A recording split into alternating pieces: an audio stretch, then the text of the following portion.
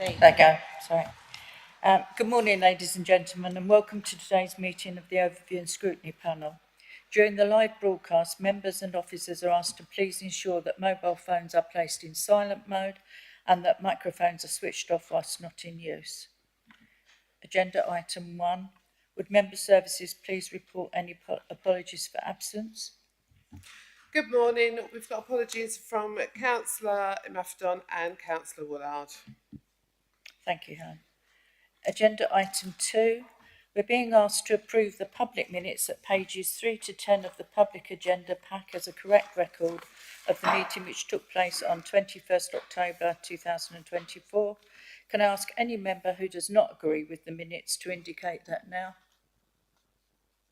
I see no objections to the proposal to approve the minutes as a correct record of the meeting, so they are now agreed.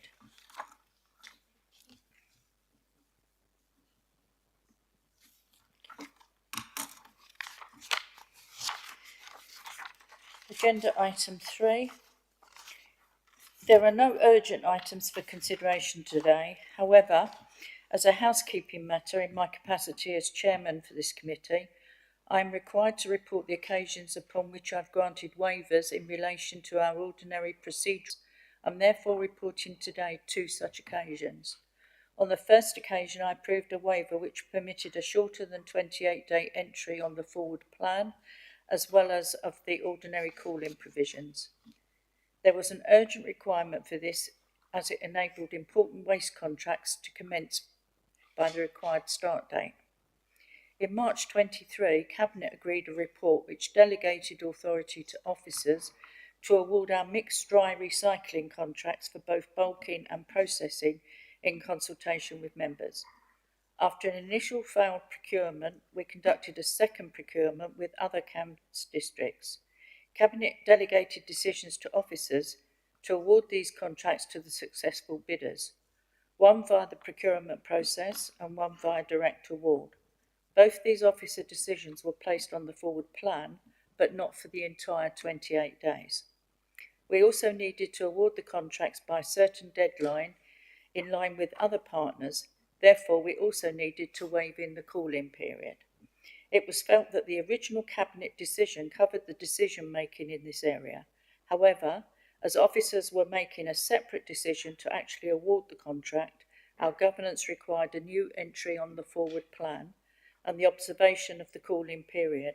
However, this was realised too late to enable the full timetable to be fulfilled, hence the seeking of the waiver. On the second occasion, I permitted a waiver of the requirement to publish notice of a decision which was due to be taken by Cabinet on 15th of November 2024 and related to the proposal to set up a fund for investment in one-bed accommodation to help support the Council's housing duties. The report is available online as part of the agenda pack for that Cabinet meeting. An entry had been placed on the forward plan on 31st October 2024, however the full period of 28 days could not be achieved. Officers proposed that there was an urgent requirement to take the matter to the November meeting, as this would enable them to immediately commence their work in identifying and purchasing the properties which are much needed both by the people who utilise them and from a budgetary perspective. As part of our ongoing review of processes, future updates will be provided by report. Agenda item 4 is to receive any declaration of interest under the local code of conduct or any interest on planning matters in respect of any items to be discussed at this meeting. If you have anything to declare, please can you inform the meeting now? Thank you, Chair. Against the progress against environment priorities, I sit on the Executive Committee for Cambridgeshire for Neighbourhood Watch. Thank you.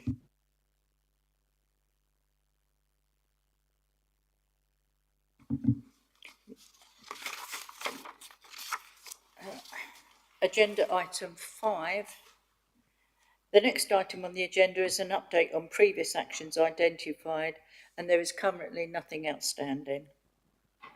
Agenda item 6. The next item on the agenda is to receive our annual update from Anglian Water. The supporting presentation is at pages 13 to 22 of the agenda. We have with us Grant Tufts, Regional Engagement Manager, Natasha Kenny, Head of Quality Regulation and Enforcement, and Lucy Hodge, Recycling Network Manager. Please can I ask you to take a seat at the top there?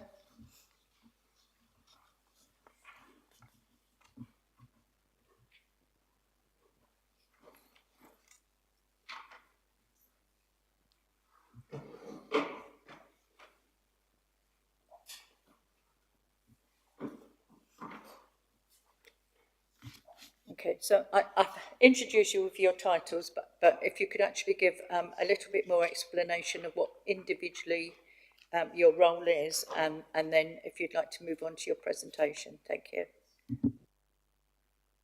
Yep, thank you very much, Chair. Yeah, so good morning, everybody. My name's Grant Tufts. I'm the Regional Engagement Manager at Anglian Water. I sit in our public affairs team, so me and my team support the business in political and stakeholder engagement across Anglian Water's quite big region. Thanks. Good morning, my name is Natasha Kenny. I'm Head of Quality Regulation and Enforcement. So my team are involved with the regulation of trade effluent in the catchment.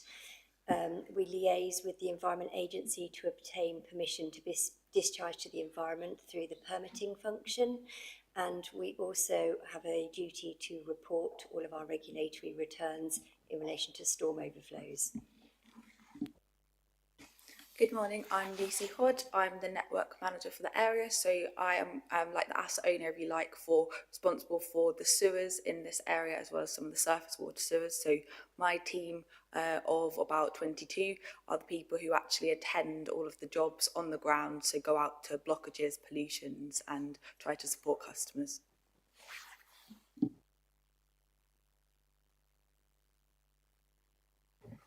Yep, sweet, crack on. Yep, so yeah, thank you again for coming. I think Natasha and I saying we're probably here a year ago, so it's good to come back to give you an update today.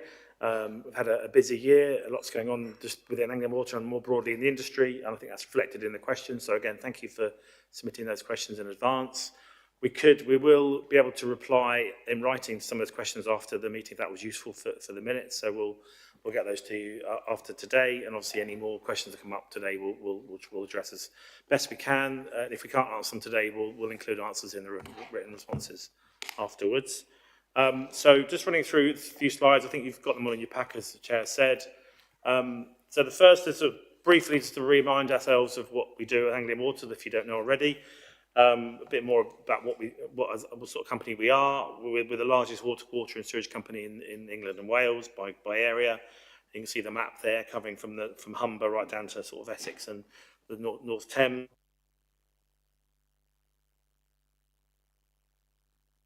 About 7 million customers in our region across a very sort of different sort of landscape, mainly rural, but some urban hotspots too.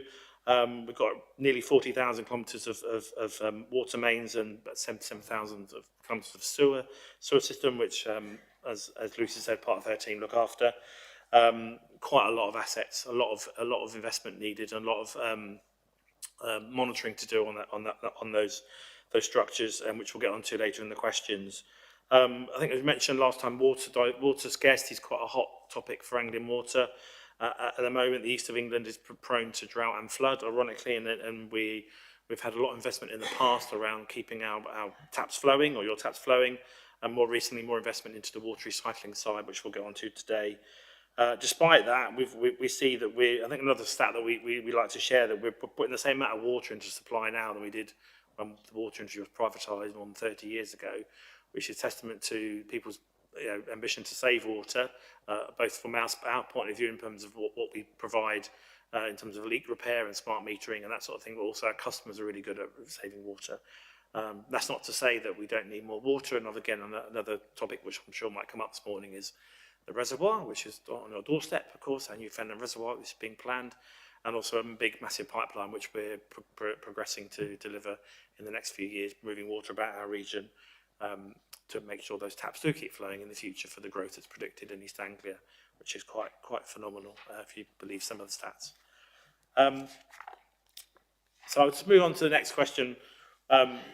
which the questions you submitted before were asking about the performance of Anglian Water and some of the metrics that you've seen from Ofwat, our economic regulator, which don't put us in necessarily at the best of light. So and I think we pretty very much accept that.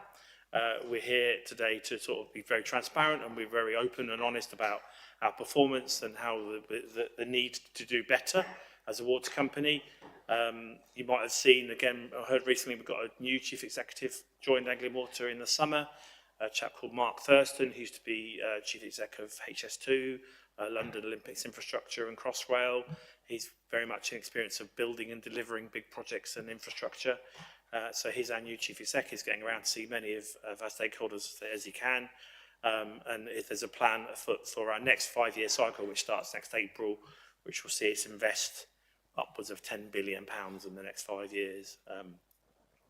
So just a bit of if you've seen the slide, so our performance from last year wasn't perfect. We've got the bottom of that slide shows you the areas that we were better than the performance commitment level, so that the measures that Ofwat put in place, and on the right, the areas where we need to improve. Just without getting too technical, it's quite difficult to compare industry within itself. So some water companies are different than others for various reasons: geography, population, historical investment, all play a factor. And unfortunately, the regulator doesn't take account of any of that. It's all very much a flat like-for-like comparison. So for a good example is that, as I mentioned before, about previous investment in leakage and water infrastructure, seeing us being the leader of leakage detection and repair in the UK. In fact, we're world leading in some parts about our leakage.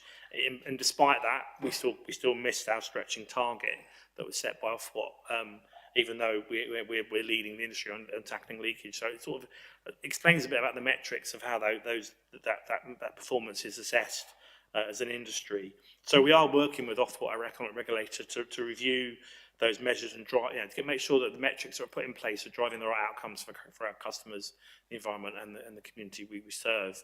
No excuses. Obviously, they're the targets we need to try and aspire to, and we've failed to meet them, and that's on us. But I think longer term, with a fuller review of the regulatory environment that the water industry sits in, which has actually been announced. So you might have seen in the press, John Cunliffe review, the Water Commission has been set up by the current government. There's also the Water Special Measures Bill that's been put through, going through Parliament now. So clearly a lot of focus on the industry, quite rightly. So we're looking forward to probably a reset for this government to make sure that, as I said, all the outcomes that we do as a water industry on those metrics. On those metrics. Move on to the next slide about flooding. So Lucy's going to talk through this. So again, we've picked up these topics from your questions. Obviously, we'll get through these slides and we'll open up to the questions at the end. But Lucy, do you want to go through flooding? Thank you. So I just thought I'd talk a bit about what are kind of some of the key areas that my team focus on going out on the ground. So the first one generally is flooding. So as you see on the slide, sewer flooding is often caused by the effects of extreme rainfall, and therefore having a collaborative response is key. So the primary cause of sewer flooding generally is blockages in the network, which can often be caused by fat, oil and grease build-up from properties and businesses, as well as the use of unflushables, so generally wet wipes and things like that. So it's a really big issue that my team directly go out and deal with, like to support customers and businesses. So as you can see on the slide, some of the causes of that as well. So in terms of how does it work? So obviously sewers are designed to take wastewater away from homes and businesses, but if they fill up with surface water, so that can be caused by heavy rainfall, can be caused by if you've got misconnections with properties, if properties have the surface water connected to the foul network, as well as groundwater infiltration. Basically that water shouldn't really be in the system, so therefore unfortunately the consequence of that is that it takes up the capacity that should only be foul water, and then it can cause issues with like flooding from manholes, if that's on roads, outside people's properties. So they're the kind of main instance that my team attend. But I thought a good fact to know about this is that, so if one property's surface water is connected into the foul network, then that's the equivalent of 100 properties that have foul water only connection. So that's like the level of volume of water that we're talking about. It's not an easy issue to tackle. And it is something that does require collaborative approaches, which is partly why Anglian Water has set up multi-agency groups across our area. So I cover quite a large area, so including there's a multi-entity group here for which I went out with end of last month to certain locations to try and tackle it as a group. So highways, the EA, as well as D, we met on site, didn't we? So it's just to look at that and actually tackle what exactly are the problems on the ground to support people. So it's something that we're really trying to focus on. Yeah, thank you. And so, yeah, the other main kind of area I would say that my team are involved with is pollutions. So as it says on the slide, so our purpose at Anglian Water is to bring environmental and social prosperity to the region that we serve. And so in order to do that, part of that is addressing our pollution performance.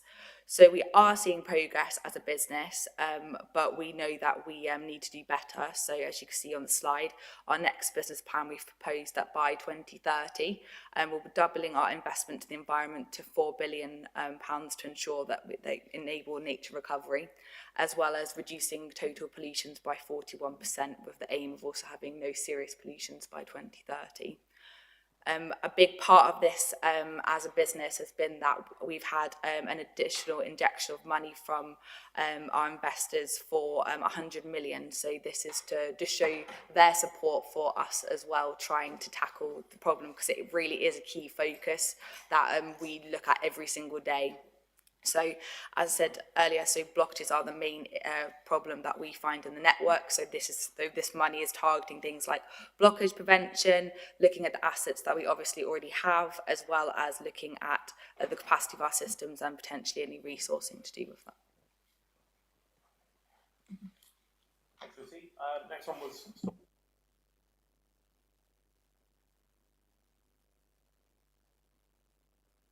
Sorry. Storm overflows are located across the Anglian region. They play a really important part of our sewer network, and they are designed to play a specific role in protecting homes and businesses from flooding. They are permitted to discharge to the environment by the Environment Agency, and the reason why they're permitted to discharge to the environment is because they have very low or no impact when they operate within their permit conditions. They are located on combined sewer systems. So combined systems take a mixture of sewage and rainfall from the system. So there's no separate system for both of these flows. This is one system that takes all of those flows together. And so when we get periods of heavy rainfall, they are permitted to discharge to the environment because they have that very low impact.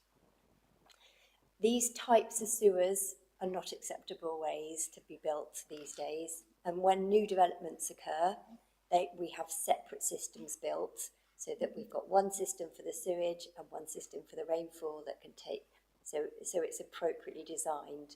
But we still have a lot of systems that were built, that remain as they were built in the 60s and 70s.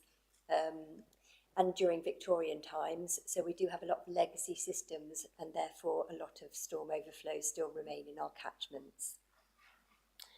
We are working really closely with the Environment Agency and other regulators because there is a really big focus on storm overflows. There's a lot of media interest, there's a lot of interest in whether they cause impact. And in fact now, rather than just the Environment Agency, we have 3 regulators, the Environment Agency, DEFRA and Ofwat, that are focused on our performance when it comes to storm overflows. And we have to provide different types of reports to all of those 3 overflows the way that they are performing. So going forwards, How are we improving and looking at the ways in which these legacy storm overflows operate? Well, we have monitors on all of our storm overflows, and the information that those monitors collect is shared with customers. So you may have seen that we now have a live storm overflow map on our website. That website will show when our storm overflows are operating within an hour of the information being picked up on site. That is a requirement that is a legal requirement that starts in 2025, but we are releasing the data early on our local website, but there's also a national map that shows the same information as well. In order to give us better visibility of our sewer networks and of our assets that operate to serve the community, we want to make sure that our sewer system is operating in the most optimum way possible. So we are in the process of installing additional monitors over and above the storm overflow monitors upstream in the network. And these monitors give us additional information about what is going on in those networks so that we can take a more proactive view of things that are likely to go wrong.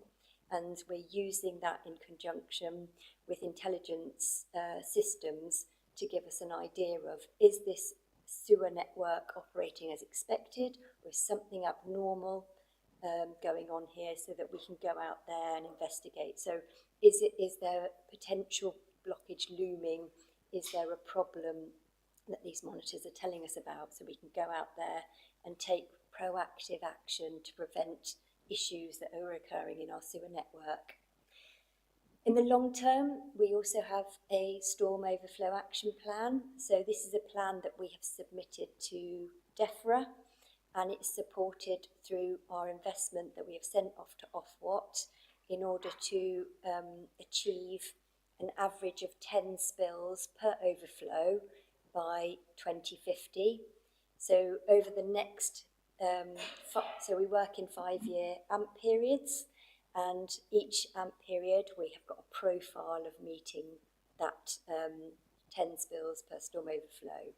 And we are working really closely with the Environment Agency on identifying which of those storm overflows are the most important ones, the ones that discharge to sensitive areas or areas where people may want to go swimming. We are targeting those first as part of that plan. And we have included it in our business plan, which is yet to be approved by Ofwat, which we are expecting to be approved very soon. Our focus is on, in that business plan, we have identified £11 million that we want to spend on improving environmental enhancement in the Fenland catchment, and a proportion of that will be focused on bringing some of the storm overflows to that 10 spills target. Okay, so another topic came up was our role in planning. So just to, I think we mentioned last time we came, the challenges we face in planning as a water company. Just to remind everybody to say that we're not statutory consultees for planning applications, unbelievably. We are for local plans, so we do consult with your colleagues in your planning department on your local plan. When it comes to individual applications, we're not statutory, so we do rely a lot on planning authorities to listen to our comments and take our advice to apply conditions on certain planning applications if we think that the developer is going to cause some harm, because there is this thing called the automatic right to connect in the UK for anybody to connect to a surface water system. That's not to say that we're not doing anything about that. We're lobbying hard, and my team and our policy team are often lobbying your local MPs and also around the corridors of Whitehall to try and get that law changed so we do become statutory consultees and have a bigger say in planning decisions. And it sits in Schedule 3 of the Flood and Water Management Act, and it just needs the government to enact that, and then that would happen. So we're working hard to get that changed.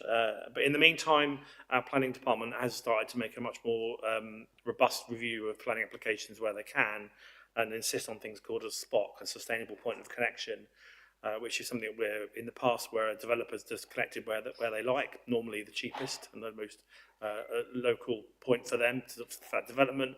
But we're now, part of our condition request for planning authorities is to ask the developer to connect somewhere that's sustainable. So it is going to cause adverse impact on the environment or flooding or pollution. So our planning team have started to sort of feed that back, and there'll be more of that in the new year. Basically to avoid issues that will then Lucy's team will have to deal with later on down the line when that flooding occurs or pollutions occur because of a connection that shouldn't have been put where it's put. And then just a reminder on this slide too about the point that Lucy mentioned about the role of planning authorities to make sure that sustainable drainage is built in new developments, and that stat around one house is equivalent to 100 houses of wastewater if the surface water is connected into our sewer. So again, insisting on the sustainable drainage options for new developments is key to make sure that we reduce the impact of flooding in our communities. And then finally, just on the investment, so as Tash mentioned about Fenland, we're looking at around 10 billion across Anglian Water's region in the next 5 years. More than half that is on environmental schemes. As you said, we're waiting for approval from our regulator on the 19th of December. If that's approved and all the water companies are the same, we'll progress and start to deliver that work from next April for the next 5 years. 11 million in Fenland, and there's a few big schemes we put on there. It's in your pack. 3.5 million at March Water Recycling Centre to look at odour and permitting. 3.5 million nearly at Doddington and Mainey to increase treatment capacity, so that's looking for growth.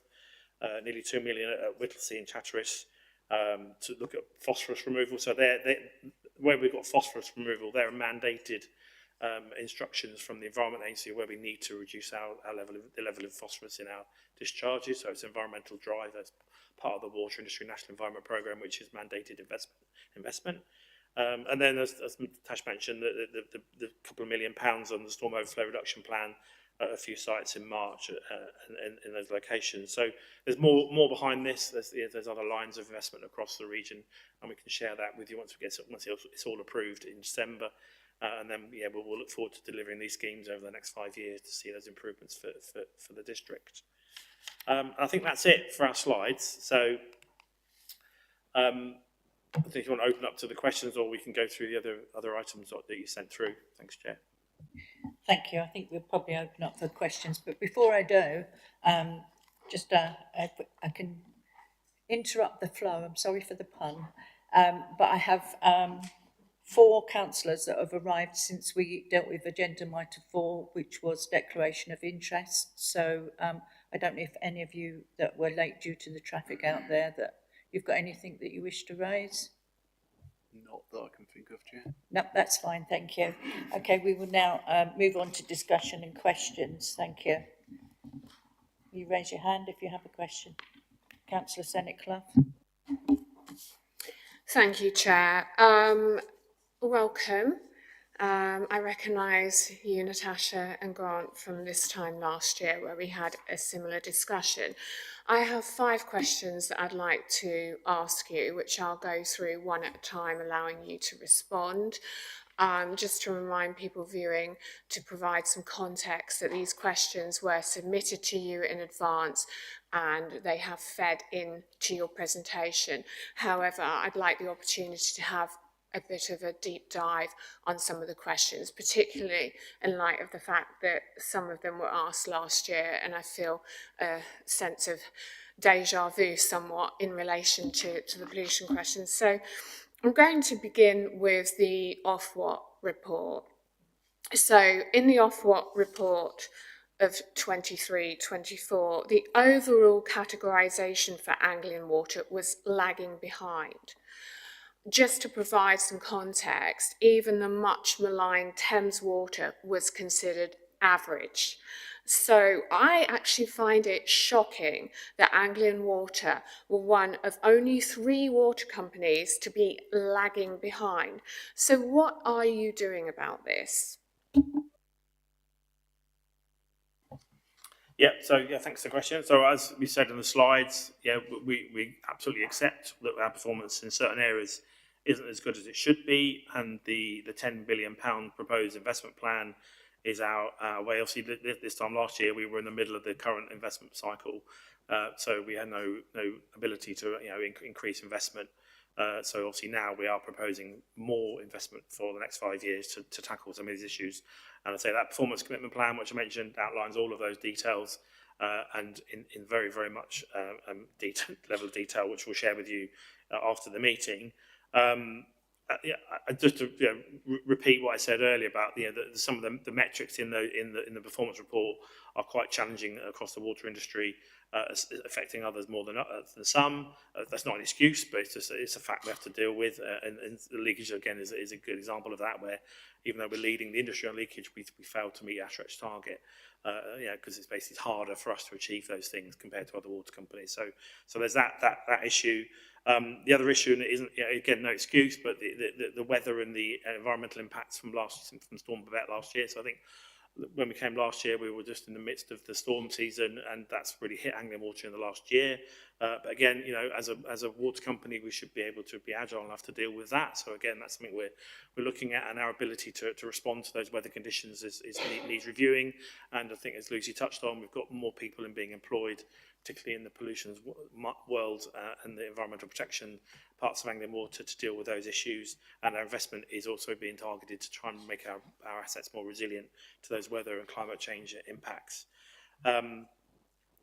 I think overall, the underperformance is justified, and that the £38 million fine is called a fine, but in fact it's a rebate to our customers. Absolutely, it's been paid back. So what that will mean for customers' bills next year is that that will be reflected in those bills. So there'll be a reduction in bills going forward to take account of that sort of underperformance levy that Ofwat put on Anglian Water. And then I suppose we can go through different topics in turn, if that would help to profile some of the actions we are doing. But as I say, the details all in that PCP, that performance improvement plan. We'll share that on. You can see that. So just as a high level reviews, we haven't got obviously all the time this morning, but on leakage. So as I said, we've reduced leakage by 40% since we're privatised. We are industry leading. We're spending a lot more money, as I said, in the next cycle on things like smart meters to find more leaks in customers' properties. So again, there's a lot of leakage through customer supplies as well. So we're making sure that through smart metering, and we've fitted our millionth smart meter in Peterborough recently, in Corby recently. So that means that by the end of 2030, all of our customers will have smart meters. So that shows you a continuous flow in properties that can help identify leaks, and we can fix those with our customers. So that's an example of us doing something different to try and increase our leakage performance. The per capita consumption was another issue on that slide that I could probably actually flick through to the there we go. On the right hand side though, so the per capita performance, we are one of the lowest in the industry. As I said there at the start, our customers are really good at saving water in East Anglia, including in Fenland, mainly through the fact that we're drought prone, and we have a very fragile water supply operation, where we're running out of water and we need to make sure that water supplies are provided in the future. So we have a supply demand approach. So we try and produce enough water for people, but obviously we ask people to use less of what we provide them through metering and being water efficient in their homes. So our industry average was 133 litres per day, but our predicted is 129 litres per day by 2024-25 for this year. Again, through encouraging people to use less water, giving people education around water efficiency, and the smart metering point, as I mentioned earlier, is another way of encouraging people to find leaks and fixing them. So going forward, we've got £20 million in our plan invested in water efficiency by 2030 to reduce further leakage further. Another £35 million being invested in that, and then the smart metering program is a £130 million program which we're doing, which again will reduce demand hopefully too. The next item on there is supply interruptions. Sorry, just before we move on. Sorry, to that, go ahead. To try and support the per capita consumption, we're also seeking new innovative ways of being able to reduce water use within our region. And one of the things that we are seeking to work with the Environment Agency on is enabling a new regulation to allow some of our customers, where it's appropriate and safe, to use our final effluent from our water recycling centres. So where we discharge final effluent into the receiving watercourses, there is that water is clean enough to be discharged into the river. There may be opportunities for us to use that within industry where it's safe to do so. So instead of industry using clean potable water, so for example, some of the golf clubs around the region, is it right that they're using water that's to a potable standard to irrigate their greens, when actually what they could be using is a final effluent? At the moment, the regulations make it really tough to be able to use that, but what we're trying to do is work with the Environment Agency to free up some opportunities to enable that to be used. And not only does that mean that those golf clubs can use that, or alternative industries could use that, but in the case of golf clubs, it may also reduce their requirement for fertilisers, because it's got some natural nutrients within that final effluent discharge to enable that to happen. So we're also trying to think about some additional ways in which we could support that per capita consumption figure to drive it down even further. But we need to work with our regulator to enable that to happen. If you do that, when it rains, it's going to run off into the lakes and then go back in the water system again. So it seems if you're going to let them put them on the land, that is eventually going to go back in the water chain. Yes, that's right. And actually, it currently discharges into the water chain. So regardless of whether it is coming straight off our works and going straight into the river, it's got set limits and conditions that it must comply with. Those set conditions and limits would also apply if we are looking to discharge it onto land. So therefore, the environment would still be protected, and that's why we need to work with the Environment Agency, so we ensure that not only can we be innovative and reduce the PCC figure, but we're also doing something that doesn't cause any harm to the environment. Councillor Senate-Clough. Thank you, Chair. Before I go on to my next question, thank you for your detailed response, by the way. I look forward to seeing the performance commitment plan. Grant, when you were speaking, and I know it's difficult to maintain a certain volume when you're giving a very lengthy response, but your voice dropped and I couldn't quite hear the reason why you said it was harder for Anglian Water to meet their targets than other water companies. So could you just explain why that is, please? Yeah, so sorry, the example I gave was the leakage point. So as Anglian Water already have the lowest leakage levels in the UK, so that the targets we get given are harder to reach. Others are lagging, if you like, in their previous leakage performance. So Anglian Water have historically been very good at targeting leakage. We, as I said before, we're a low water resource region in Anglian Water in the country. So we've always targeted water efficiency and saving water within our region. So we've invested a lot over the decades in water resilience and leakage repairs and investment along sort of supply side. So even though we're leading on that metric, so the targets are even harder for us to reach, because I suppose the low-hanging fruit's been got already. So other water companies maybe haven't got as good a leakage record of what we've had in the past, so they've got more to gain through investment in finding leaks and repairing. In fact, many other water companies come to Anglian Water to see how we do things. So we're having to think even more innovatively, looking at things like drone technology and satellite imagery to try and find leaks. It's quite revolutionary and quite difficult and quite tough and expensive. So as I say, our performance in some metrics mean that we're already leading on paper, but in terms of the metric system itself, the way that the targets are set, it's harder for us to reach those. But I say, we know that, so it's not an excuse, but just as of where we are, that even though we're leading in performance, we still fail to meet our target to improve in that particular region aspect of the performance plan, i.e. leakage. And other factors, obviously, you know, our geography is different than other water companies. So again, this sort of flat assumption that we're all the same is sometimes quite challenging for different water companies, depending on their locality and the geography that we live in and the population that we're serving. But as I say, you know, it's not an excuse, it's just the sort of the facts we have to deal with.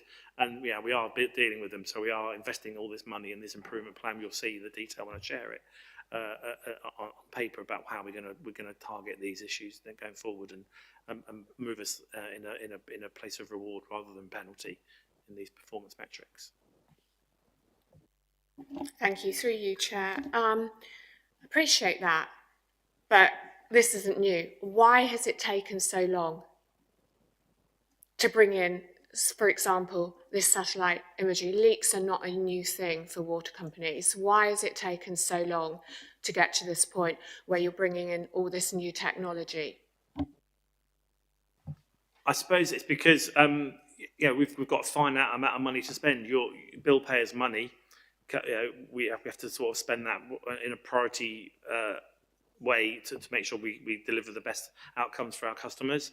And as we're already leading on leakage, it's something that obviously we're now focusing on other things that are important. So the environment protection point that Natasha and Lucia talked about, flooding, pollutions, become the priority. That's not to say leakage isn't a priority, because obviously we want to reduce leakage wherever we can, but we've got to make choices and decisions where to spend your money as bill payers as best we can to protect the environment. So, you know, leakage is still a key topic for us. You know, as I said before, we're the most water stressed region of the UK, which we're bringing in big infrastructure projects, the reservoirs in the longer term and the pipeline in the medium term, but also pushing out more comms around water efficiency saving and innovations, as Tash said, about water reuse. So, you know, it's a choice in making sure that we spend your money the best way we can to deliver the outcomes we can. We haven't got the ability to put people's bills up, you know, too much. We accept the cost of living crisis is still very present, and we have to be mindful of keeping customer bills level and affordable. So yeah, often, you know, decisions have to be taken in the round, and sometimes, you know, some previous priorities move to new priorities. That's not to say they're still important, but you know, yeah, we have to make those choices. If I could just add to that as well. So there is a lot of new technology that's coming out, and we are seeking ways in which to find what technology is appropriate for us to use within our networks. And when we do adopt new technology, there is a period of learning. So we are dealing with millions and millions of lines of data now from all of this technology that we are adopting. And it's really useful, and but some of that data, well, all of that data needs to be validated in order to make it valuable. And so we are going through this huge period of learning. There's a really steep learning curve for us to try and make sure that not only do we adopt the new technology, that we have got the expertise within our business to be able to deal with it and make it valuable, and that we're then using that technology to deliver improvements. And it's happening really, really quickly, but there is a lot of data to work through and a lot of information and a lot of technology that we have. You know, we have adopted some technology and it's not actually been quite right. We've had to learn as we go along. So there is a period of learning, and we are constantly trying to look out for what's best to use and how we should use it and making it valuable so that we can then demonstrate improvement through our performance figures. Yeah, shall I give it? I can give you an example if that's helpful. So as like we talked about earlier, it's having these monitors in the sewer network. So these are alarms that my team attend. So we've installed 22,000 over the last year across like our like the whole of Anglian Water. So what happens is that you have obviously the sewer, you put the monitor in and it reads what is a normal level. But in order for it to read what a normal level is in the sewer, because obviously it is going to rain, you're going to have other issues, you might have more flow at certain periods of times in the day, it has to have a number of months when it learns what the normal figure is for the sewer network. Once it's like the algorithms learn what like the normal level is, then that then means that it can start to then flag when it goes outside the normal range. So if it goes outside the normal range, that means potentially you might have, if it's say reading higher than normal, it could indicate that there's a blockage. So that's something then my team get dispatched proactively to go before it comes out of a manhole, before we have issues for customers. We're trying to get there before we have the problem. So that's just an example of when the technology is being invested in and is available, but it's not something that can be you get the benefits of immediately. You have to wait till we've learned how to do it and how to go from there. But I just thought that was just a bit of context for. Councillor Booth. Yeah, I just wanted to pick up on the point about the finances and how you manage the finances at Anglian Water, because I think it's quite a pertinent point. But you, for example, in the presentation, you say I think it's 16.9 billion has been invested in the system since privatisation. But what you don't go on to say is that there's been 12.6 billion taken out in dividends to shareholders. And also there's a £7 billion debt now held by Anglian Water, and that it's 24% of the tax or the bill payer's money is used just to service that debt. So actually there's some issues there with the financial management. What is your priority? Is it customers or is it shareholders? It seems to be it's almost 50-50. 50% of the money is going to shareholders and 50% is going into the system. So I think.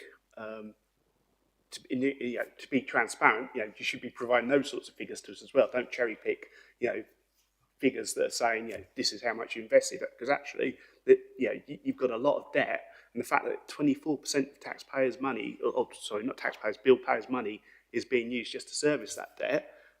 If it was being managed financially astutely, that could actually be being used to invest in the system, and we wouldn't have the issue. And I think I'll tell you the site I've got this information from. It's We Own It. They're talking about publicly, owning the water companies again because of all the issues that have been reported in the press. There's a real conflict here about what's priority, shareholders or the customers at the end of the day. And I think that hasn't really been resolved. And I think there needs to be a clear message taken away that there needs to be better financial management. Well, I mean, obviously, take your point. That wasn't a question that was sent to us before, but happy to talk about it today. The financial structure of the water industry is quite unique in the world, although there are other countries that do similar. So our model is that our shareholders, our private shareholders and investors, put the money up front, so they invest in all that £10 million. That's all their money in effect, and they invest in that for the long term. And as you expect, any investment would expect a return on their investment. The returns are quite modest, actually, although you're talking big money, but they're putting big money in. So the dividends they're getting out isn't actually extraordinary in terms of what you can expect from a return from an investment in a big company like Anglian Water. And those investments are then paid back through those dividends over the life cycle of the assets that they're building or we're constructing for the communities, and then that's paid for by your customer bills over the life cycle of those assets. Which the average bill is about £1.45 per day for all your water and water recycling services that you get from Anglian Water, which isn't a lot when you think about some of the energy bills you hear about today. You point about dividends, as I say, they expect a return on their dividend, but as Lucy pointed out, they put £100 million in direct cash injection to tackle pollutions this year. That outweighed any dividend they got this year, without a doubt. So I would say that our shareholders are definitely in it for the customers and the long term. Most of our investors have been Anglian Water for decades. They're pension funds, and they're not in it to make a fast buck. They're in it for a good return and supporting a purpose-driven company that Anglian Water is. I think we are transparent in our financial model. You can see it all on our website. It's all available as we publish our accounts. And I think, as I said before, the balance is trying to manage bills. We would love to invest lots more money and create some, invest more quickly, but that would mean that customer bills would go up, and we have to maintain that balance between a fair and equitable bill level for customers, that's for affordability, but also invest enough in our assets and our environment to help improve and look after the water systems that we manage. So yeah, I mean, it's an ideological debate about nationalisation. I'm not sure we can get into that today, but that's it's more of a political driven agenda, I think, in terms of certain parts of the UK. But we have the model that we're working with that the rest of the UK does, but apart from a couple, Scottish and Welsh are a bit different. And we have to try and manage our bill level and keep the investment level right. But the record about an investment you're going to see in the next 5 years is I think, testament to our shareholders' plan to do the right thing for our customers. So you'll see that. Councillor Boone. Yeah, thank you for the response. I mean, yeah, I understand it's a bit of a balancing act, but the fact that you've managed to accrue £7 billion debt since privatisation, and the fact that it's taken so much of the bill payers' money to actually service that debt, that does raise questions in my mind. And I think if you were delivering the service that everyone wants, then we probably wouldn't be so concerned. But the fact is that you're not delivering to the standard I think that people are expecting, and as Councillor St Clough's already pointed out, Ofwat has found like there are issues, then I think it does raise questions. So, yeah. Councillor St Clough. Thank you, Chair. So just to conclude my question about the Ofwat lagging behind, thank you for your response there, Lucy. You gave a very good example. However, I appreciate that data needs to be collected. I feel that my question about why has it taken so long, as you said in your slide, privatisation took place in 1989.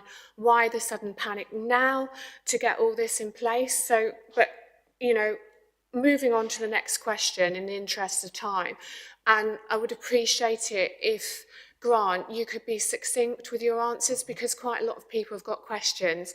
So my next question again is about your underperformance with regard to your water resources management plan, and why has there been underperformance for 3 consecutive years with regard to the WRMP and for 4 years in regard to pollution incident commitments level? So if you could just respond to that, please. Yeah, so I'll pick up the water point first. So, our water resources management plan was affected by many factors in the last few years, basically since COVID, which increased that per capita consumption point because more people were at home, using more water at home. That affected our performance there. The severe weather storms we had in 2022, which increased leakage, unfortunately. Also, the war in Ukraine affected our supply chain to get pipes across to build our water pipeline as quickly as we wanted to. So that was a problem that we had to overcome. And then all of those issues are being addressed in our new water resources management plan, which was published earlier this summer. So you can look at that. So there's other ways that we're going to mitigate that plan. The challenges which I mentioned before about leakage and smart metering and supply side issues. The southern section of our pipeline, bits of it that do run through Fenland, will be completed by November 2027.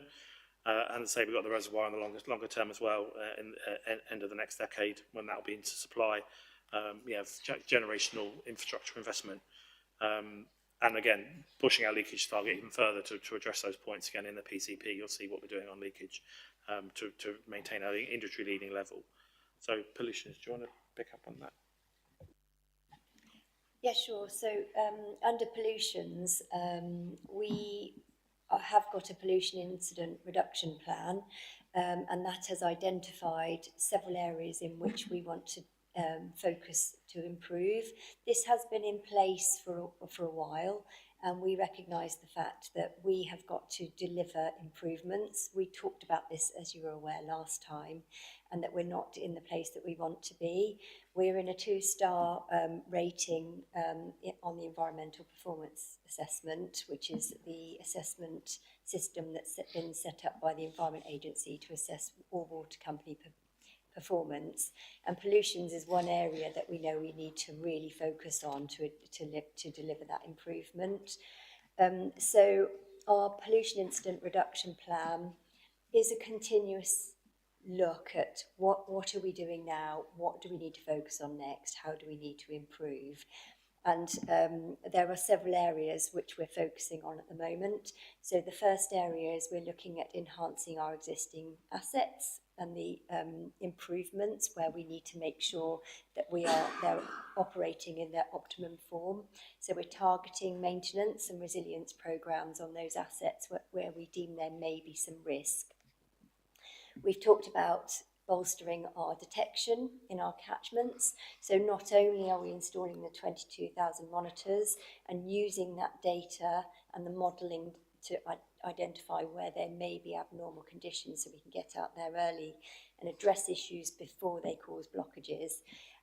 But we are also using other areas like pressure devices to identify where there may be potential for mains to burst as well. We're ensuring we're proactively monitoring across our catchment to make sure we're making informed decisions, and we are also delivering operational control standards. So we're really looking at all of our operational and maintenance standards and making sure that they are fit for purpose for today.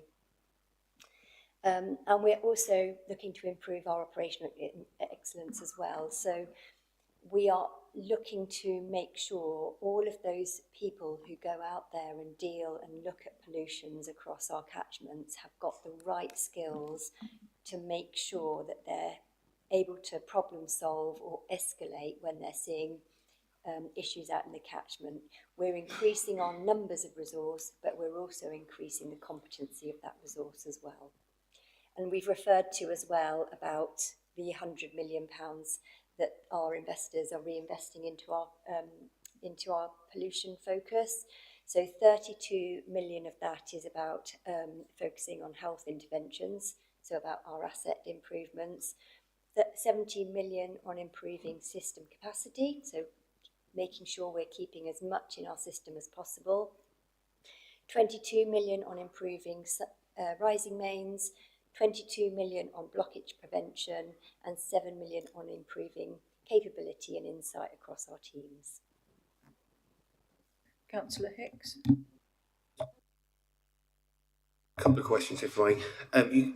To go back to the leakage system, did you say that you're currently doing quite well with that at the moment, with the leakages in the area? Yeah, well, we're sort of leading the industry on leakage detection and repair, but obviously, yeah, we need to do more. The reason I ask this is because we recently had a water leakage in March, and from reporting it to actually getting it done took 2 months. How come that took so long if you're doing so well? Well, I don't know that case in particular, but I suppose any job we get is prioritised on we've got a finite resource of people. So if we need to understand the impact of that leak or that job and deploy our teams to the most urgent requests first. So I could look into that detail if we have the actual locations afterwards. But yeah, I mean, we can't get to every leak the minute it comes in. Obviously, you've got a finite number of resources, and they're deployed to different jobs across the region. So. That was quite a big leak, and it was right on the high street as well. And now we've got another one next door to it at the moment, which has been reported. I was just going to wonder if that one was going to take as long. I'll say we can find out.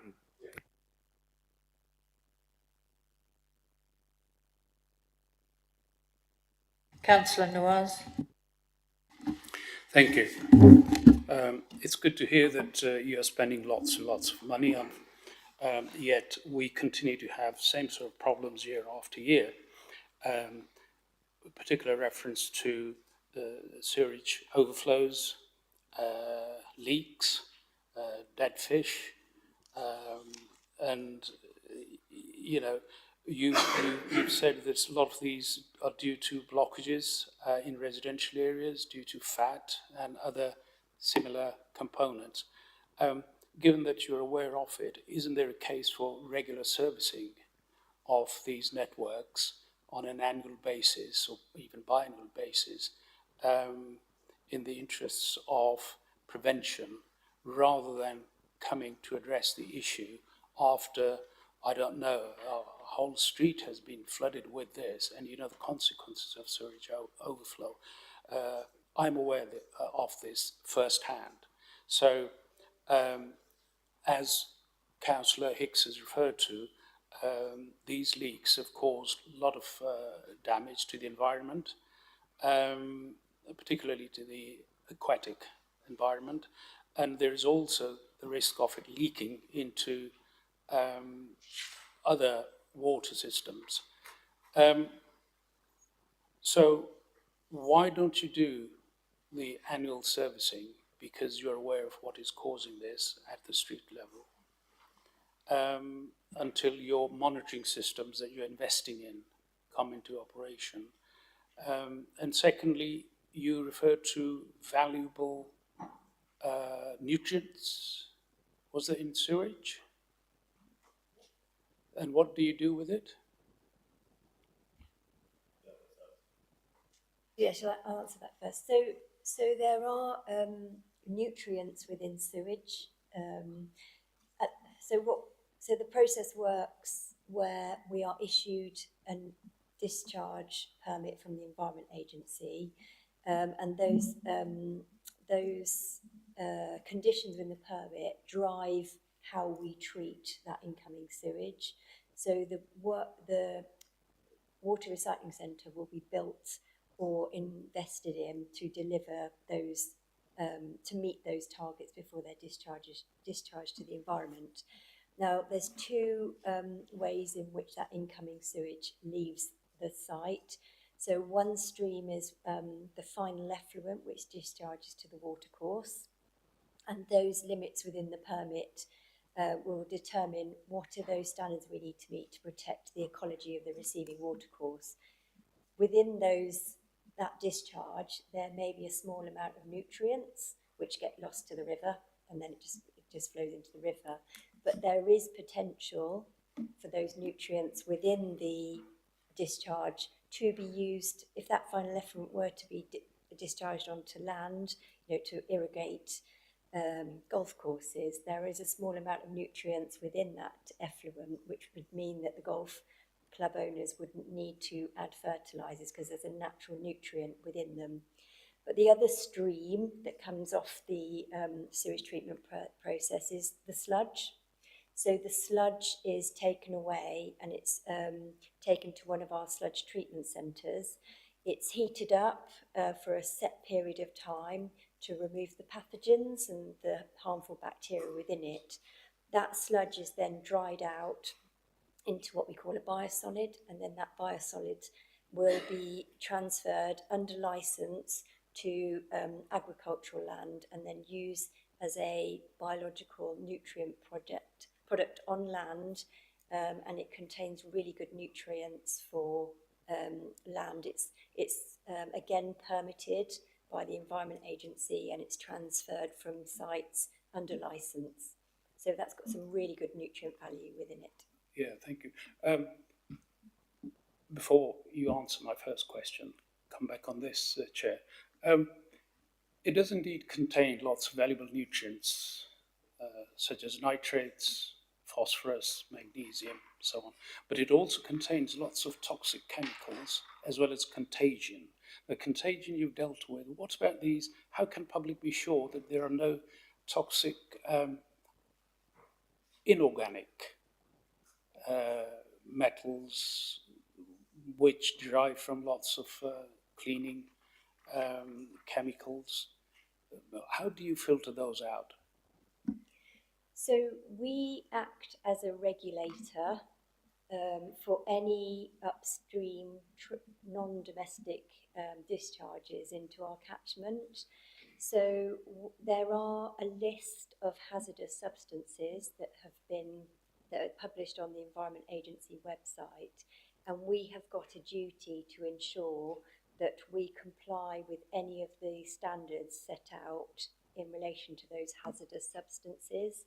So if we know that we have got a high risk trader that wants to connect to into our sewer network, we will carry out an assessment under our trade effluent scientific team to determine, using models, how much of our treatment process will remove those harmful contaminants.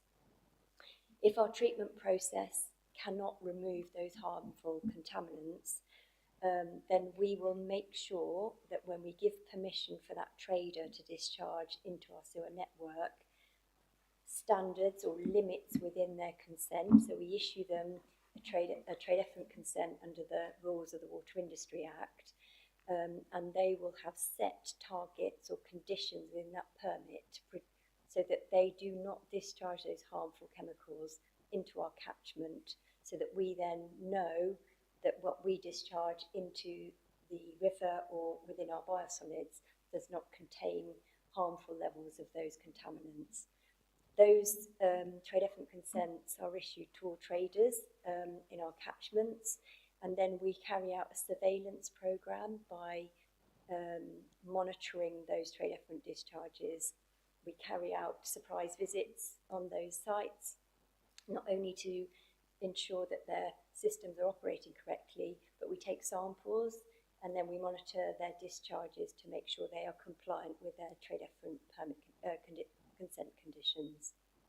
If a trader is not performing, and if a trader is not looking to resolve any issues it may have preventing it from performing, then we can take them to court and we can prosecute them, as the Environment Agency can with us if we weren't compliant with our discharge conditions. How many have you prosecuted so far? So we did take one trader to court last year, and we did prosecute them and they were fined.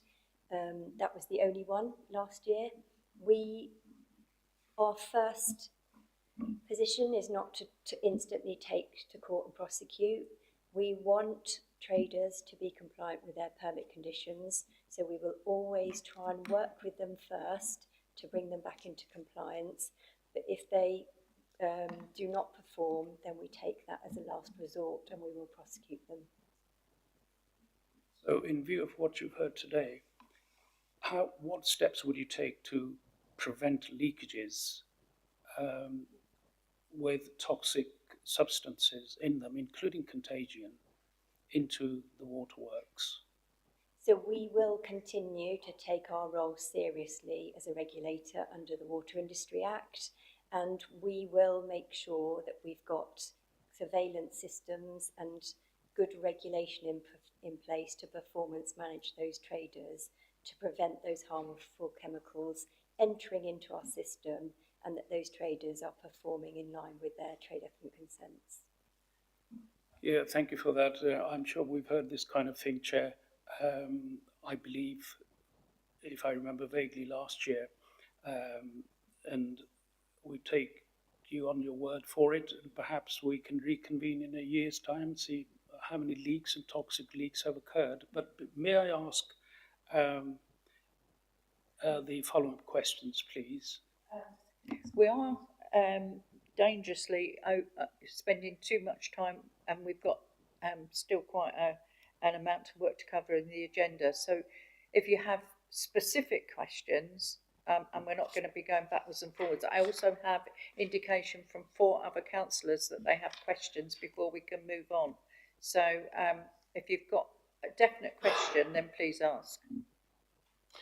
Okay, totally different, well, slightly different subject. On illegal connections, and you say you're not statutory consultees. In individual cases or in larger developments, you're not statutory consultees. Any planning application, we're not. You're not. No. So how can the local planning departments can assist you in trying to regulate these connections?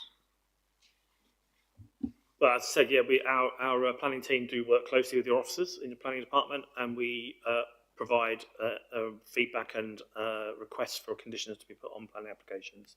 So that's been successful so far. There's been some good dialogue, I think, through the chair of your planning committee and our planning team on a couple of local schemes, I think in March particularly, where things have been changed because of our input. So it does work. So. Thank you.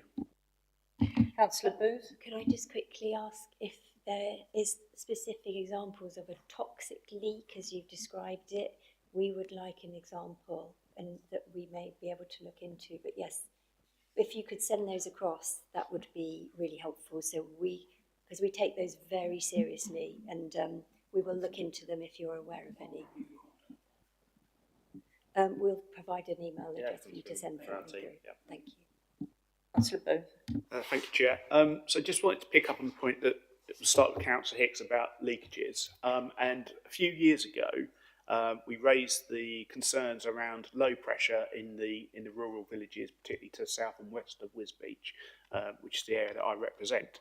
Following that, you did start to do some pipe replacement work and spent a considerable amount of money. But at the time, it was indicated to me by the engineers that you probably needed to do more work in that area because the pipes were over 60 years old and the replacement pipes would double the capacity. They had the monitoring equipment and everything on them to help spot the leaks. But in your investment slide, it doesn't talk about any more replacement works. Is there going to be any in those villages? Because I think we particularly raised the issue around pumping station at Friday Bridge, saying we had concerns about the capacity there because we just had so low pressure across all the villages out there, and particularly when the leak happened in March, it affected us as well. So will there be further investment in the pipes, replacement pipes, to improve the capacity and the monitoring? If needed, then yes, it would. I mean, the Friday Bridge scheme was successful, so that was completed earlier this year, and we've seen a reduction in calls about low pressure in that region, in that area particularly. So yeah, as we've always said, all of our systems are monitored all the time. So any sort of changes in pressure, we will flag up on our radar, and we would then target and look at what's needed to be done. And if investment's needed, we've got the ability within our next business plan to divert funds to target any sort of hotspot areas around pressure. So yes. At the moment, there's no plans. I haven't got the line by line investment. Obviously, there's thousands of investment lines for the next 5 years. But yeah, we can check that when our plans are approved in the 19th of December. Hopefully, we'll have a more detailed understanding of what our deliverables are for the next 5 years, and including those pressure schemes. Yeah. If you could provide that, would be great. Councillor Carney.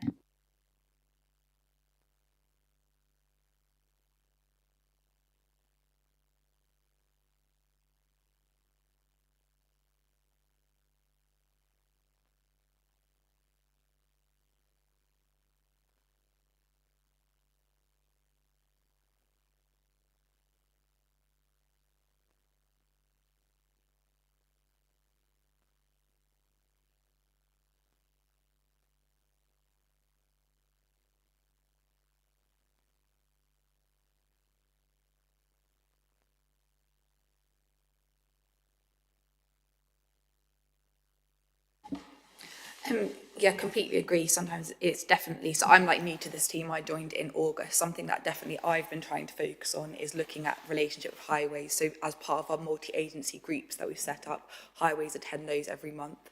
So we went out to some site visits last month, which include highways, which they picked up several points in their particular areas that we visited for them to act on. I agree it's not been ideal in the past, and obviously passing between people is not helpful. So that's something that I definitely have tried to focus on. If you want to give me the specific example of the location, then obviously I'm happy to look into that, and I can try and speak to people and get it moving. That's fine. Yeah. Councillor Hay. Thank you, Chair. In the report, Anglian Water say that they've submitted a storm overflow action plan to DEFRA to ensure that you're not discharging more than 10 times a year.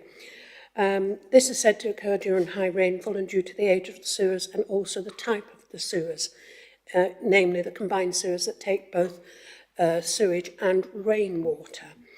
I'd like to know, you're aiming to get it down to 10 times or less a year. What's the average discharges at the moment?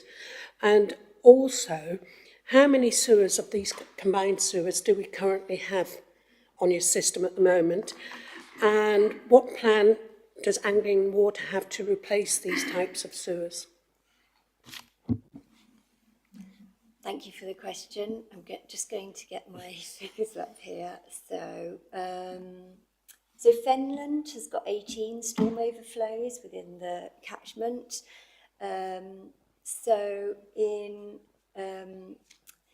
Currently, for 2024, our average spill per storm overflow is 29.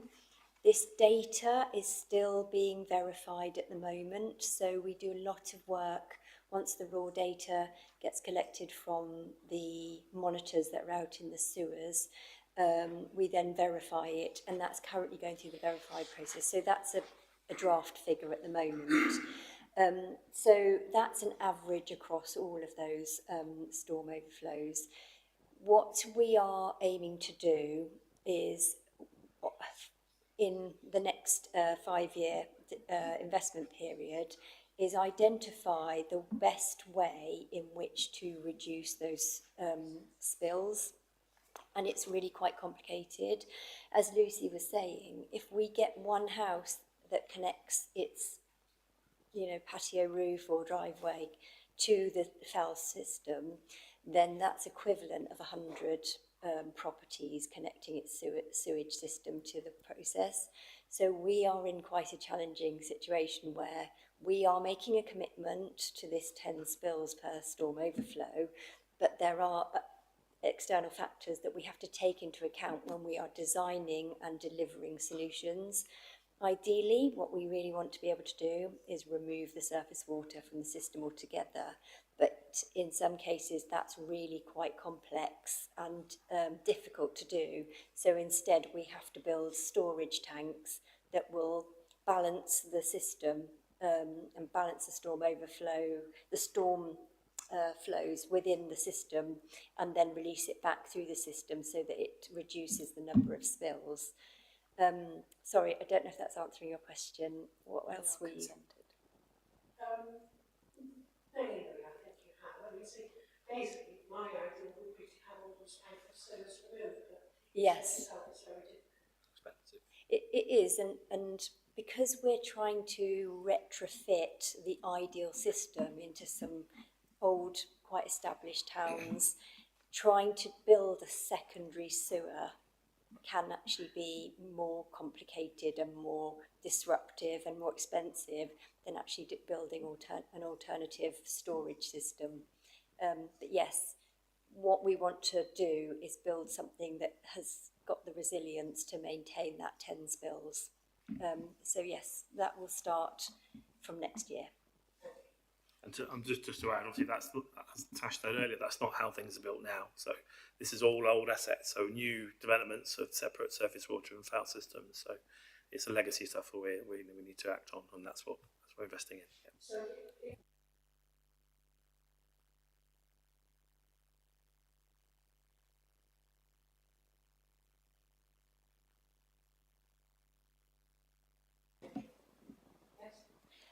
Yes, we would, but we have to be careful about how we spend our money. So some of our money is maintenance money and some of our money is for enhancement. So enhancement money is about reducing storm overflows, whereas maintenance money is about repairing our systems.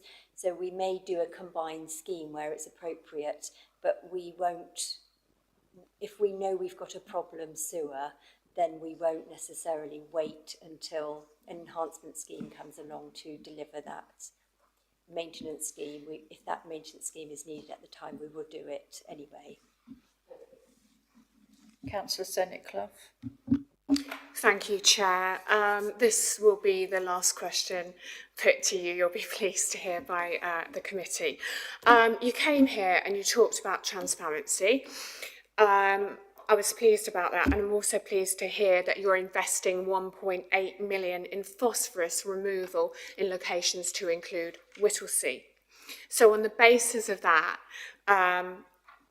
and your commitment to transparency to this committee, was phosphorus the cause of the EA Category 1 incident in September where almost 1,000 fish died and other wildlife died?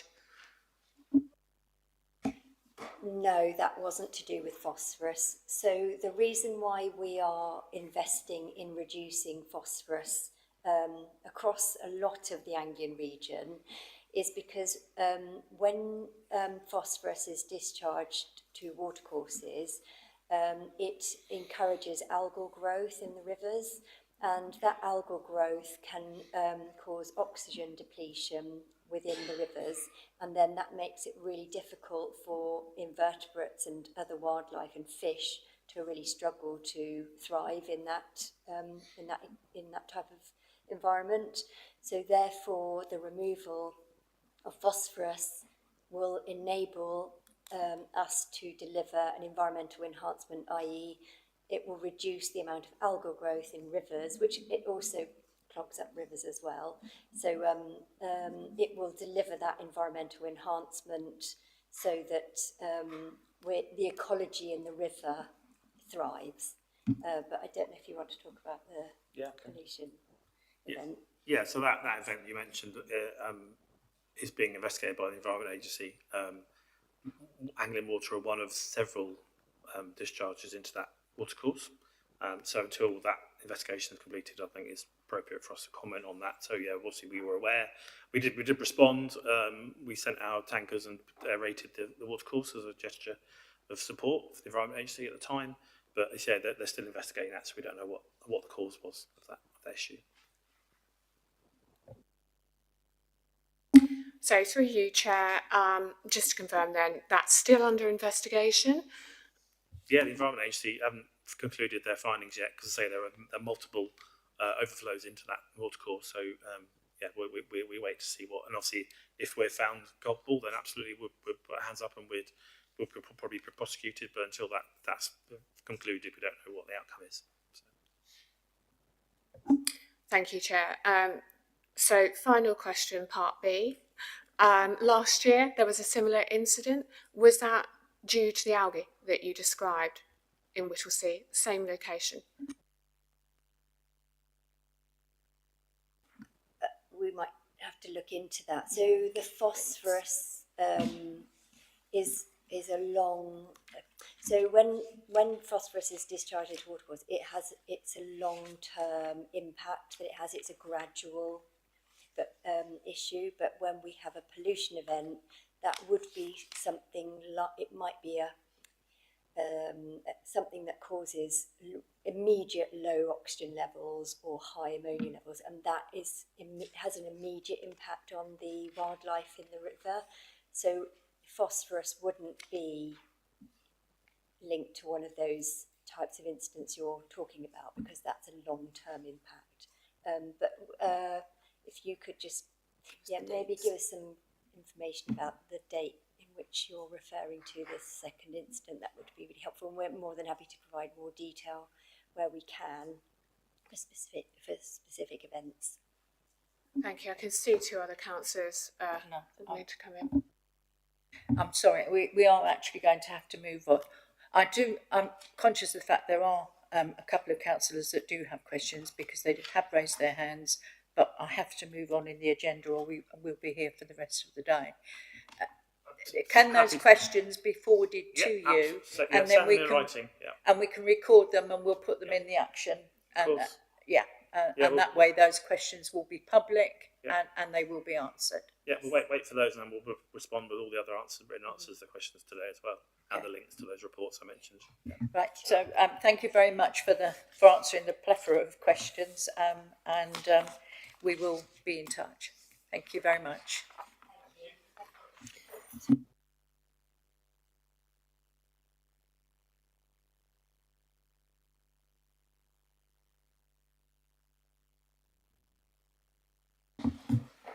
Right, because we have an issue with timing for someone who has to be at another meeting, with your permission, may I move to agenda item 8 and come back to agenda item 7? Is everyone comfortable with that? Thank you very much.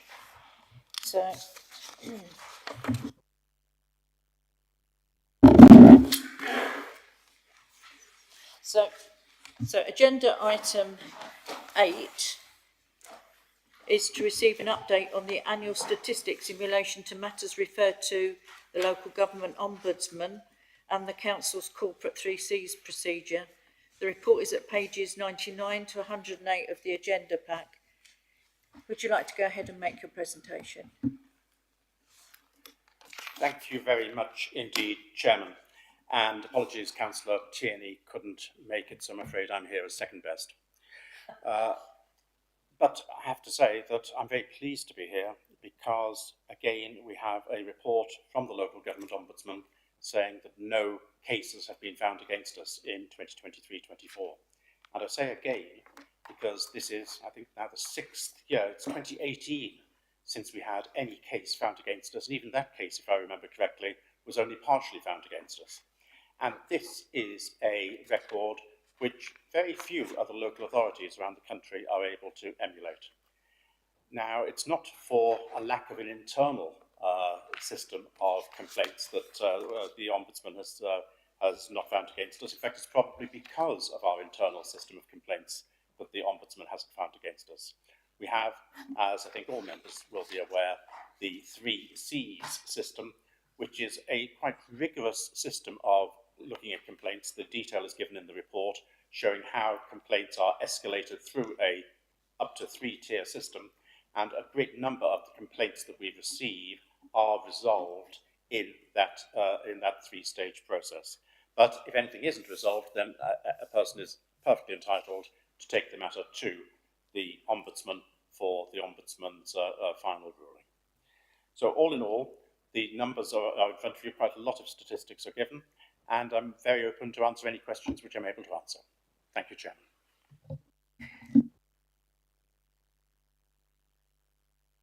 Councillor Senate Clough. Thank you, Chair. Thank you, Councillor Bowden. Because of your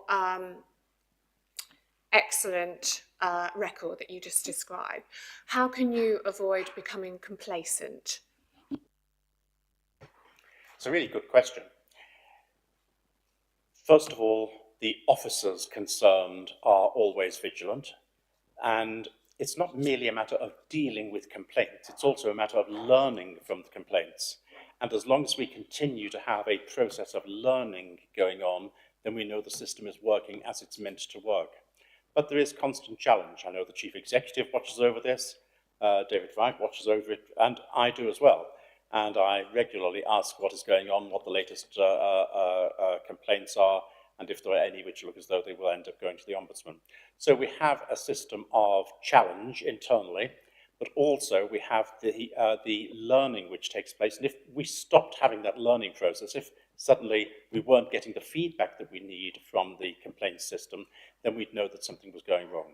But yes, it is a real danger when you have as good a record as we've got of having complacency, and it's down to the individuals concerned, and also ultimately to O&S and the O&S panel challenging as well. Through you, Chair. Thank you, Councillor Bowden. And of course, you also have peer reviews as well, you alluded to. Thank you. Councillor Barber. Thank you, Chair. A noteworthy number of complaints seem to be made against staff, and I just wondered what the nature of those complaints might be, and what is the process for investigating them? Thank you very much indeed, Chairman. Thank you, Councillor Barber, for that question. There are quite a number of reasons why customers may complain about members of staff, but any complaint which is made about a named staff member is triaged via the HR team, and then it follows the normal 3Cs process. Where it's appropriate, an HR business partner will provide support to the responding manager, but this is dependent upon the nature of the complaint, and to ensure that the staff are supported throughout the process and that any investigation is thorough. Personal details are never shared with customers as part of the response. However, feedback is always provided. Now, complaints vary in nature, and further analysis has been carried out, and there are no obvious patterns or trends in the complaints which name a particular member of staff. It is worthy of note, however, that where complaints have been made about planning or housing, refuse and cleansing, council tax and benefits, even if they are against a specific named member of staff, they tend to be about the outcome which there has been, rather than necessarily about the performance of that individual. And I've got a few examples to give, totally anonymised, of course, of this, just to exemplify it. There can be complaints made about homeless applications where a member of staff is complained about because the person concerned was only offered temporary accommodation. In refuse and cleansing, there can be complaints about the team not putting someone's bin back exactly where it was left. In council tax, I've got an example of a complaint being made against a member of staff for not agreeing to waive their arrears. And in planning, complaint against a member of staff about a planning decision. And all of these, whilst they are technically complaints against members of staff, are really complaints against outcomes, and they should be treated that way in a way, but they do name members of staff, so they are treated as complaints against that member of staff. Now, we're increasing the frequency of customer service training for all staff and managers, and they're encouraged to share their in-service complaints, anonymised, so that their team get greater awareness and that they capture lessons learned and that they improve customer service. And I can tell you, as leader of the council, I make it a point always, whenever I feel that someone who's contacted me, whether from my own ward or anywhere else in the district, if they appear to me to be unsatisfied with what has happened, I encourage them to start the 3 Cs process, because that is A, the best way to get a resolution, and B, can mean that if there is a lesson to be learned, it is learned and it is dealt with eventually independently by different layers of management, so that you're not just dependent upon one person's view of a complaint in order to reach a resolution. Thank you. It's good to hear that it's not actually the staff that seem to be the problem. Thank you. We actually, Chairman, have a remarkably good set of staff. Last week we had our annual staff awards ceremony, and I did say in it that it's a great shame that there isn't a national award for council staff, because if there was one, I said I thought that our local authority would probably end up winning it. Councillor Hicks. Is it true to say as well that those figures could never be entirely accurate? Because it may be that one person of the public is complaining multiple times about the same problem. So in actual fact, you may have 4 or 5 complaints, but it's about that one problem. Figures such as these can never be completely accurate, and there is to some extent some subjectivity about how something can be categorised. But it works both ways. Not only can there be the case of over-reporting in terms of numbers, but there can also be cases of under-reporting in terms of numbers.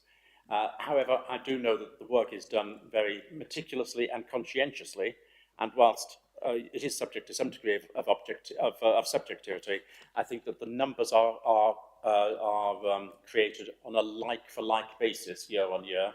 There's been no change in our procedure about the way in which we record the numbers, so I would say that it does provide us with a very good indication of the direction of travel.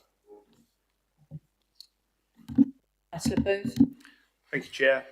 Just this point about the complaints categorised as staff, it sounds to me like we should be recategorising those once the investigations have been completed, because it sounds like it's more against policy and process as opposed to the individual. So therefore, I think we need to have a process to make sure that we get the right categorisation, because that would then lead to better trend analysis. So that's just a suggestion. The other point I just wanted to raise was around the reporting of complaints. So one area where I'm a little bit concerned, because there's so few complaints, is regarding elections. So we had 3 complaints regarding elections. Now this is a year where we had voter ID brought in, and there was a lot of people complaining about it. Now it's not necessarily the district council's fault, because it was a government policy, which I disagree with, because it's about voter suppression, as far as I can tell. But to say we've only had 3 complaints, I remember being at polling stations and having several people complain about it to me there and then. So the issue to me is we're not capturing those complaints, and therefore we're underreporting. And I think it's the issue that I've raised before, is how do we ensure we're not underreporting to be able to do proper trend analysis. So I think that's that one particular area where I think there's a valid concern that I'm sure more people would have been complaining, and I know more people did complain because it was reported to me. So, and I don't think we've captured. Thank you, Chairman, and thank you, Councillor Booth, for your 2 comments. The first comment you made was to do with the recategorisation of complaints made against specifically named staff. And I noted my officer colleagues here were both nodding their heads in agreement that that seems like an extremely sensible thing to do. And with their agreement, we will change that for next year, but we will have to explain the change of methodology and how that's affected the figures so that we still have a means of comparing like with like. But I do believe that you're correct, that given the nature of if the nature of a complaint is a complaint about an outcome rather than a complaint about the conduct of a member of staff, then it's more sensible to treat that as a complaint about the outcome rather than a complaint against the member of staff.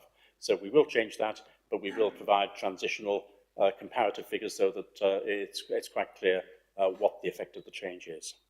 As far as elections are concerned, and for that matter, any other matter, what we have recorded here are the complaints which have started in the 3 Cs system. Now, whilst this can be done verbally, overwhelmingly it's done through emails, and when something gets into an email chain and when it gets into our process. And the fact that the number here is 3 is that is how many complaints came through and started in the 3 Cs system. Just because a complaint is made to a member or to a member of staff verbally doesn't mean to say that the complaint will come in here. And it comes back to the point I made earlier. I've encouraged, whenever I've received any complaints, I've encouraged individuals to use the 3 Cs system. I've explained to them the independence of it. I've explained how thorough it is. And I've explained that that is the best way that they can manage to get their complaint properly investigated and properly recorded.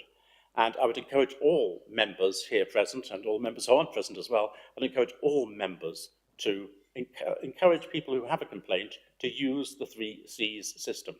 And that is the formal way in which complaints will be investigated by the council. And even if someone doesn't literally go to say they want a complaint considered by the 3 Cs system, if the complaint comes in writing and it's clearly of the nature that it should go through the 3 Cs system, we'll treat it that way anyway, even if it hasn't been formally requested to go through the 3 Cs system. But I would ask you, as well as asking members of staff as well, if individuals are unhappy about something, if they have a complaint, to use the 3 Cs system. And yes, Councillor Booth, you're entirely correct. If people don't use the system, then it will be underreported in this report.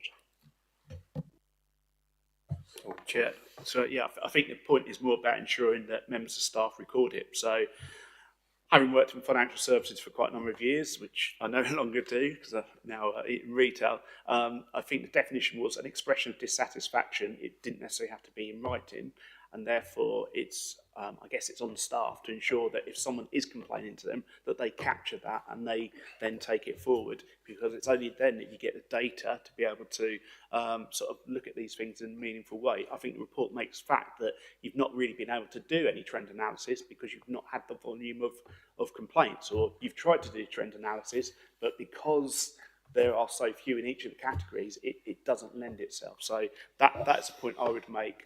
Having reviewed complaints processes over a number of years, that's certainly something I would have been looking for. Councillor Hicks.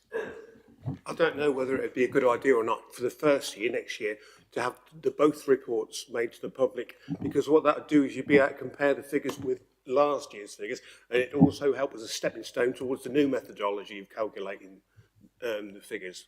Is that possible to do? So it's a point of reference between one report and the other, and it'll help to ease towards the new report. Just going back to your point before, Gavin, some of the verbal ones we do as service requests, so they'll be dealt with there and then by that team where possible. So they won't make it into the 3C system, but there is we perhaps do need to have a look at some of the verbal ones we get in. The second one to do with the elections is, I will check, but we would expect them to come in this year's report, where this was last year's report, because the elections were May and July. Yes. Yeah, so we'll just see, again, sometimes services deal with it themselves, so they can iron out any issues there and then. Sometimes they don't get into the system because it's not a written thing. So they're the areas we just need to have a check on. Councillor And sorry, Bowden. going back to the other question, we do a very, very brief comparison of percentage change at the start on the intro, but we can, there's no reason why we can't do a bit more of a summary from the previous year to... What I'm thinking about is you might be brief, but if we have all the figures on the old report and all the figures on the new report, we can see how they can vary between one another and make the calculations ourselves, Councillor Bowden. Chairman, I was just going to respond to Councillor Hickson saying we will, of course, make sure that whatever is reported next year, it is very clear what the numbers would have been under the old system and what they will be under the new one, so that it's very easy for someone to see what the comparison is and what the change is. Because there's always a suspicion, whenever there's a change of process, there's a suspicion that the numbers in some way are, I'll use a nasty word, being fiddled. And there's no intention of fiddling numbers here, of course, but in order to get rid of any such assumption, any such accusation, we'll make sure that there is full disclosure given of the effect of the change. Councillor Booth. Yeah, it's pretty much what I was going to say. I mean, you could have the report that complaint origination category, complaint resolution category, and just show the difference between the two. As long as the total's the same, it's there's no sort of missing complaints, is it? Councillor Nawaz. Thank you.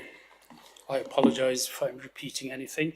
The first thing to note here for me is that the number of compliments has increased by 22.5%, and I think this committee should note, acknowledge and commend that. That is very gratifying indeed. That said, there is no room for complacency, although some of these complaints in different categories are quite understandable and even predictable. I wonder if Councillor Bowden could elaborate on the nature of the complaints against staff, if you haven't already done that, particularly in Committee, Environment, Leisure and Planning. There are 8 complaints against staff. Open Spaces, there are 7 complaints against staff. And in Planning Development, 9 complaints against staff, although complaints against decisions, applications and various other categories are quite understandable and, as I said, predictable. Would it be in order to pass on the commendations of this committee about the compliments, and could Councillor Bowden please shed light on the aforementioned categories? We can certainly pass on the congratulations on what's been covered. Your question, I believe you were out of the room, but your question on staff has been covered quite significantly. So unless you have a specific question about a specific department, then I don't think it's worthy of any more discussion. I did refer to specific departments, but if it has been answered, if you feel, Chair, that it has been adequately answered, then I would suggest we move on. Thank you. Did you want to speak? Or you? I saw you hovering. I was going to answer Councillor Nawaz's comment, but it can always be looked at again in the recording if necessary. And I've got nothing to add to what I said before. Are there any more questions? None?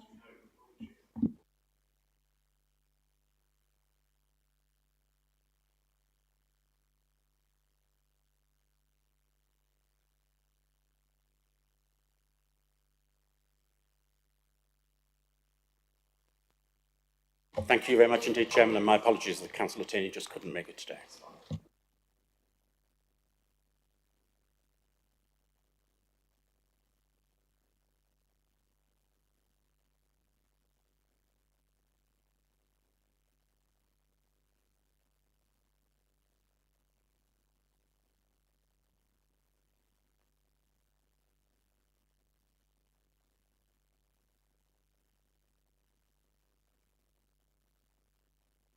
At pages 23 to 98 of the agenda, I don't know who's going to, there seems to be so many people and not enough chairs on the actual table there, so whoever's likely to speak, would they like to take a seat at the front?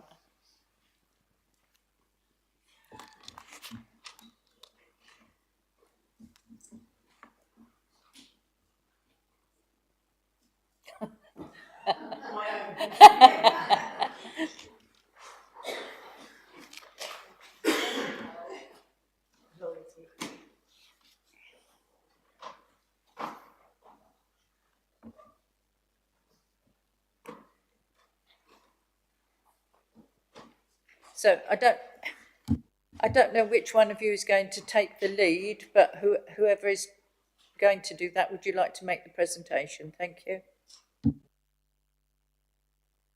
Councillor Bone. Chair, I mean, we've got the report. Should we just not go straight to questions, I would have said. I mean, I don't think there's a need for another presentation. If everyone's happy to do that. Yeah. Yeah. Yeah. Questions, please.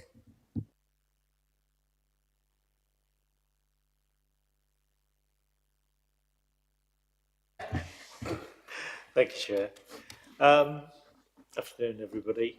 The question I have is, in the report it mentions that FDC approved 154 properties for energy-related grants. I'd like to know if any of that success has been measured or there's been any feedback from information collated from recipients of those grants, and if the desired either financial outcomes or reductions in carbon footprint were actually achieved.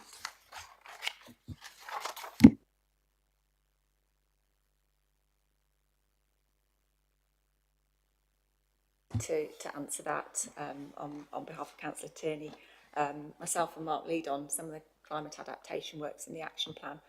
One of the big projects is it's through home upgrade grant funding from central government. The project works in through a partnership which is led by the Cambridge City Council on behalf of all of the district and local authorities. So the main measure... Sorry, can I just interrupt? Can you just speak a bit louder? I'm getting signals that they can't hear anything over... Yes, I think your laptop is actually blocking the microphone. Is that better? Yeah. Oh, it does sound better, doesn't it? Thank you. Yes, so it's a partnership approach. The 154 properties have now been allocated the opportunity for the funding. They haven't all necessarily accepted to go ahead, but the key performance measure is usually using the Energy Performance Certificate, which is a recognised method of what the efficiency of the property is currently and what improvement could be made, and those are graded from A to G, I think. And so there would need to be an improvement in terms of the work that's put in place. In the written feedback to the questions that I gave previously, I think in terms of feedback, that's a really good question. There is a feedback survey that's completed with residents, but because that data is held by the City Council, I haven't got that today, but for future reports, yes, we'll make sure that we can get some written feedback that's anonymised. But in general, Fenland has done really well from this work because the majority of properties will be off-gas properties, and therefore, obviously, there's a larger percentage of those in Fenland District than a city, for example. Thanks, Chair.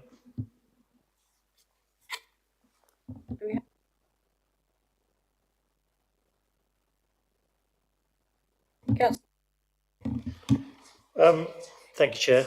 One of the frustrations I have is residents that come to me continually about Fenland District Council car parks.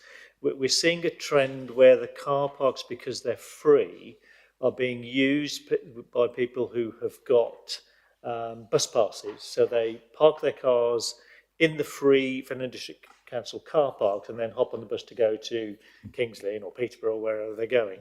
And I'd really like to know if there's a long-term plan to address this and what that plan is, please.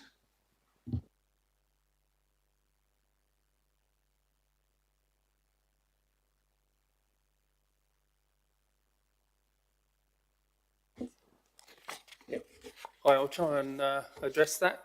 Obviously, the council has been looking over the last few years to introduce civil parking enforcement, which would allow regulation of our car parks, both off-street and the on-street areas.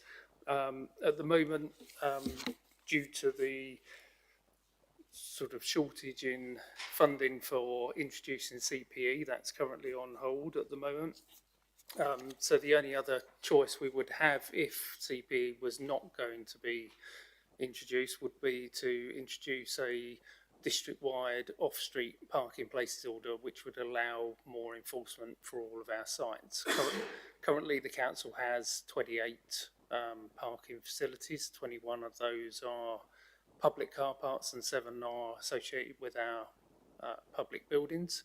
But only 6 of our car parks have off-street parking places orders on them. So it's very difficult to enforce some of those overstaying or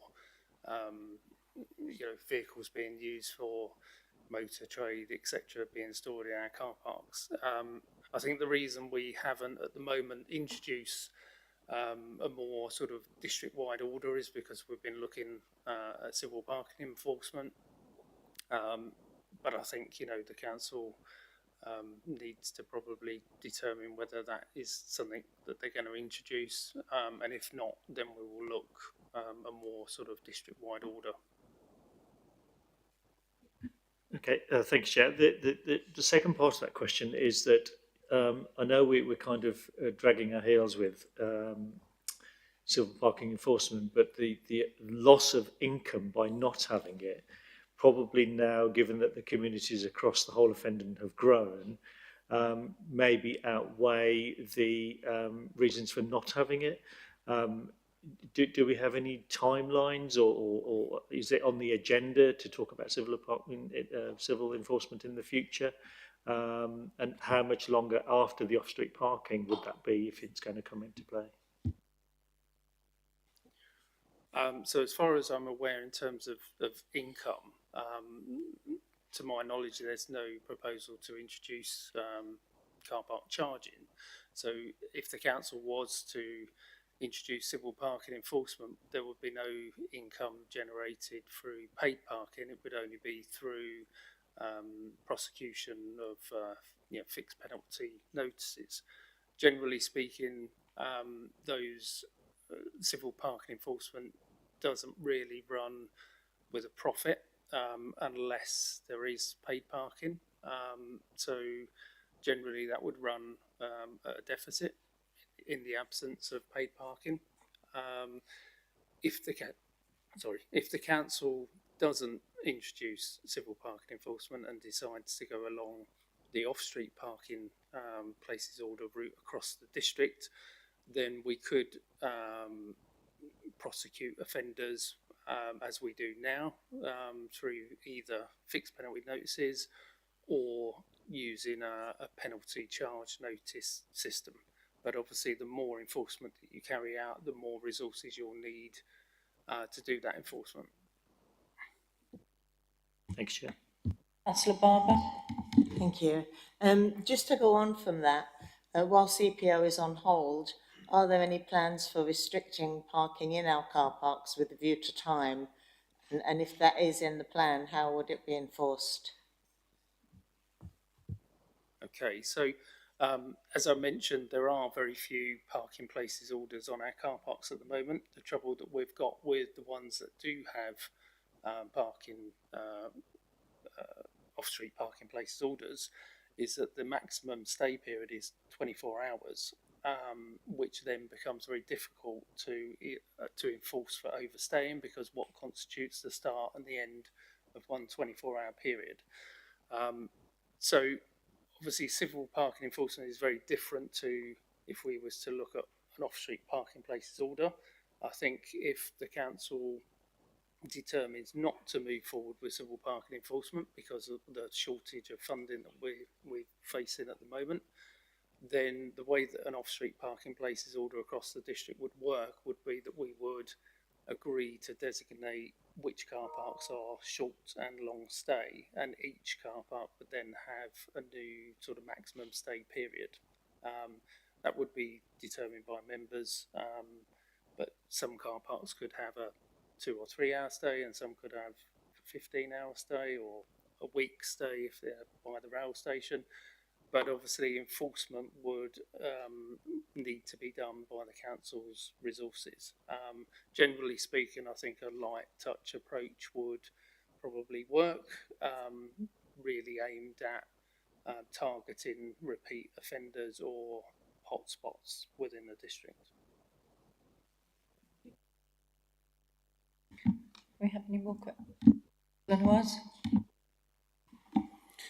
It's more for clarifications. For example, it says here, by delivering this waste from landfill, the council has generated £241,000 of income from the county council in recycling credits. This is paid against the county council's savings in costs of landfill, which would be in the region of 1.5 million for this material. Can you explain what that means, please?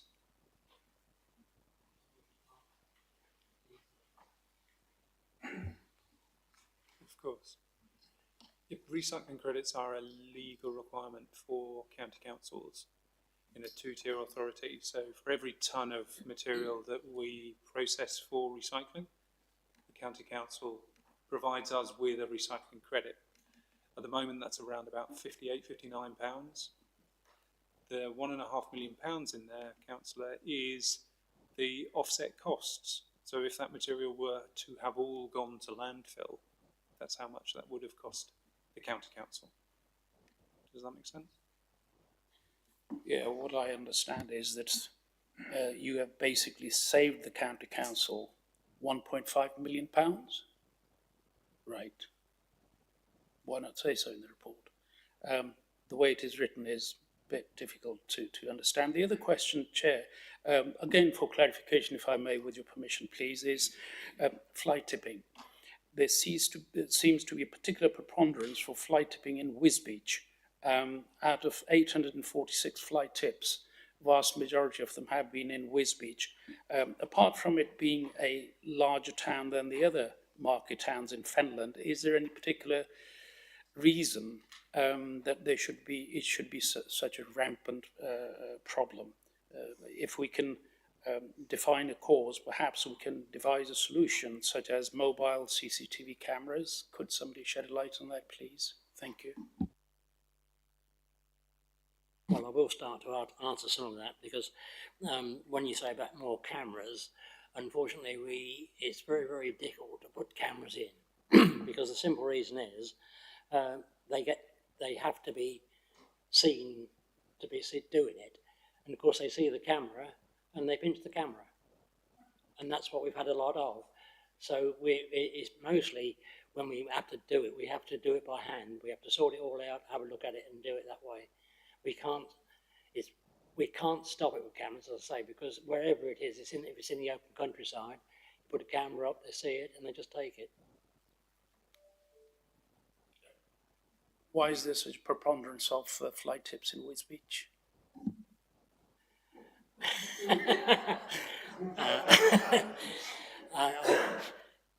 Well, it's a bigger place. We'll put it like that. It's twice the size of Arch or Whittlesea or Chatteris, and so you're going to get more there. There is more open space around there as well. With your permission, I would suggest this is still disproportionate to the size.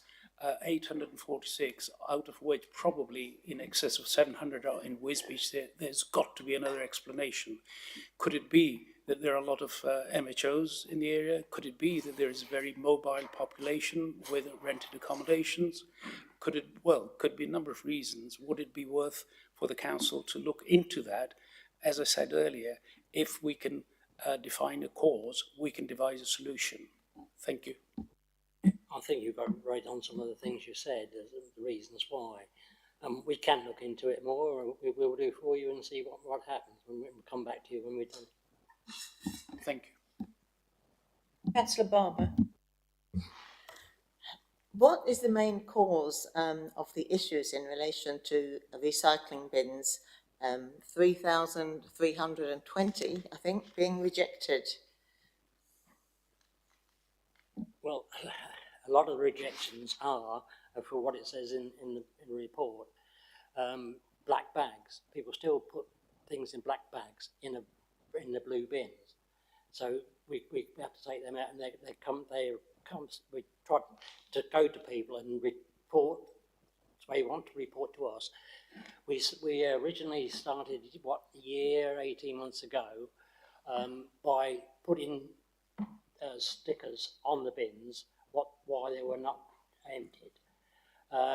This did work, but of course it's time consuming, that is. So it hasn't worked at the time. Now again, we're going this next year, to start it all over again doing it, because people lapse back into the ways they were. And there's food waste in them. There's bins, there's tins and that have not been cleaned, and all that sort of thing in it. And it is contaminated then, so we have to contaminate the whole bin. We can't sort it out to do it. We have to contaminate the bin. So that's why there's a lot of it at the moment. Again. I feel, certainly in my ward, that people are keen to recycle, but perhaps they don't understand the fact that things have to be cleaned first. And is there a better way of educating the public into knowing that sort of thing? Well, we've tried all different ways. If you could come up with something different, yes, we'll try it for you. Okay. But we have tried everything, and people say they do it for a start, but then they get that we'll throw that away and we'll throw it in there, and that's what happens, I'm afraid. But we will help for you and see if we can do anything. Councillor Booth. Thank you, Chair. Just to pick up a bit about fly tipping. I can't find it in the report now, but I believe it says Wisbech and surrounding areas. And I believe it's probably a lot of the villages around Wisbech, particularly areas I represent, because I'm often having to call and report in fly tipping. So it's not just the town of Wisbech, it is the villages around Wisbech. And obviously, as Councillor Murphy said, that is a large area. What I wanted to pick up on, though, was a topic I return to every year is about recycling rates in Fenland. I've looked at the data again for councils, and my question is the same as previous years. Why are we performing so poorly compared to our peers in Cambridgeshire? I think, for example, was it East Cambridgeshire has a recycling rate, if I can find it now in the table, 55%, they're number 30 in the table. We're down at 221 in the table. That I've got off one of the sort of waste news websites, and we're only at 37%, which is obviously at odds with what's the figure reported in the report. So why is it we're still so poor in comparison to all of our neighbours in Cambridgeshire, and what are we going to do about it? Every year I've asked this question, and I've not really had a satisfactory response about how we can improve it. So I'll ask again. And you probably won't get a satisfactory one this time either, because it's exactly the same thing. You've been taking it from DEFRA. DEFRA do it completely different to how we do it ourselves. Each one of us, we're in.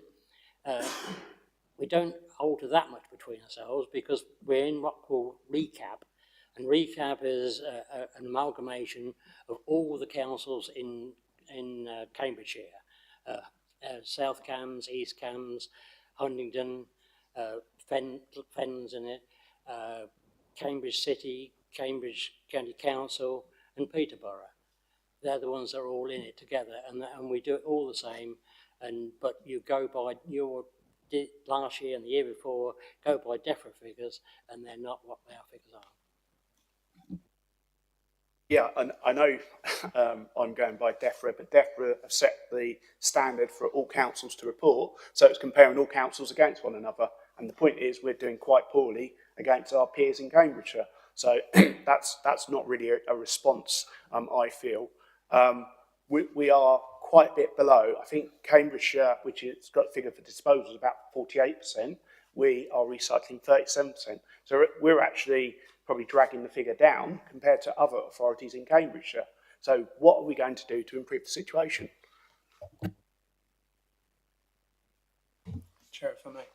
Yeah, it is the data, isn't it? And it is the way that that we look at that data. So I think when we look at it from a county perspective, accepting that recap includes Peterborough as well. But looking at it from a county perspective, our customers, as Councillor Barber said earlier, do really recycle quite well.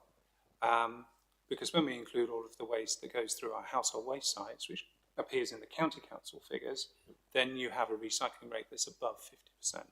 So our customers are recycling extraordinarily well. I think the other thing to bear in mind is that there's a correlation between demographics and recycling performance. So to compare ourselves to some of the other districts within Cambridgeshire is unreasonable.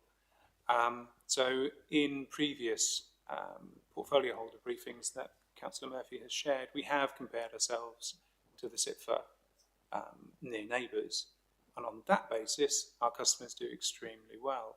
I think, as Peter was saying earlier, there's more that we can do. There's definitely more that we can do. When we were looking at this, I believe that it was this committee that had a task and finish group that looked at performance improvements. I can't remember if you were there, Councillor Booth, but we went through this in detail. And the resolution of that was that we would wait to see what the now called simpler recycling guidance would put forward, because a recycling rate of just residual waste to recycling where organics are included in that is not a reasonable measure across the whole of the country, because the services are different. So one of the biggest impacts that when we compare ourselves to East Cams, they offer a free garden waste collection currently. And their residual waste is collected on a weekly basis. So it's unreasonable to compare ourselves with those. I think when we look at the figures that are in the report, our 45% recycling rate is a simple comparison of what our customers put in the blue bin and what they put in their residual bin. That decision that Councillor Murphy is talking about. And that's the behaviour that we want to focus on. So that's why we report that figure. It's also about speed as well. The DEFRA figures that include fly tipping, litter, street sweeping arisings, things that we can't directly influence, sort of taint that figure. So to have an actual balance of that behaviour that we want to change as a performance measure that we can report, admittedly a month in arrears, but we can report in real time, is where we've gone with that performance indicator. But as we said at the working group, we'll wait to see what the government's new figures are, because we were hoping that they might be based on carbon or energy or something that moves away from weight. Because the other thing that we talked about there is what you'll be seeing in your packaging at home is all of the producers, now that they'll have to start from next year paying for the packaging that they put onto the market, all of your packaging is getting smaller and smaller and lighter, isn't it? If you compare Easter eggs from 5 years ago, they've gone from that big, haven't they, down to this big. So it's that kind of thing. And all of your packaging, everything is getting smaller and lighter. That has a direct impact on our recycling rate. I think the thing that we should be looking at within those figures, Councillor Booth, is that our customers are reducing their residual waste. Even though we've got increasing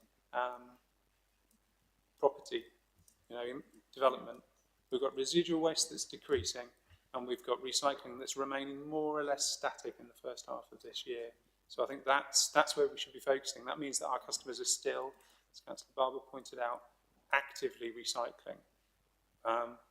Through the work that we do implementing food waste, Councillor Murphy is really hopeful, as you were saying, that we'll create a new platform for people to re-engage with that recycling.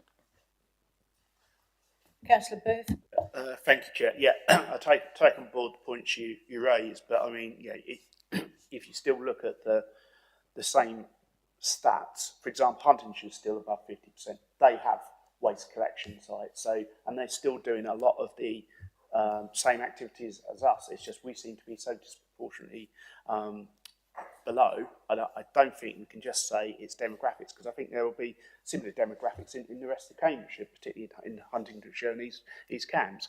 What I would suggest with the government's new proposals that are coming out, actually with the refuse department look at that and actually put in place an action plan to try and improve our recycling rates. Now, I take the note about food waste, because obviously we can't put that in the brown bin because of the regulations. But I understand that their suggestion, although it's not been confirmed yet, is that would be a separate collection point that's going to be mandated from government.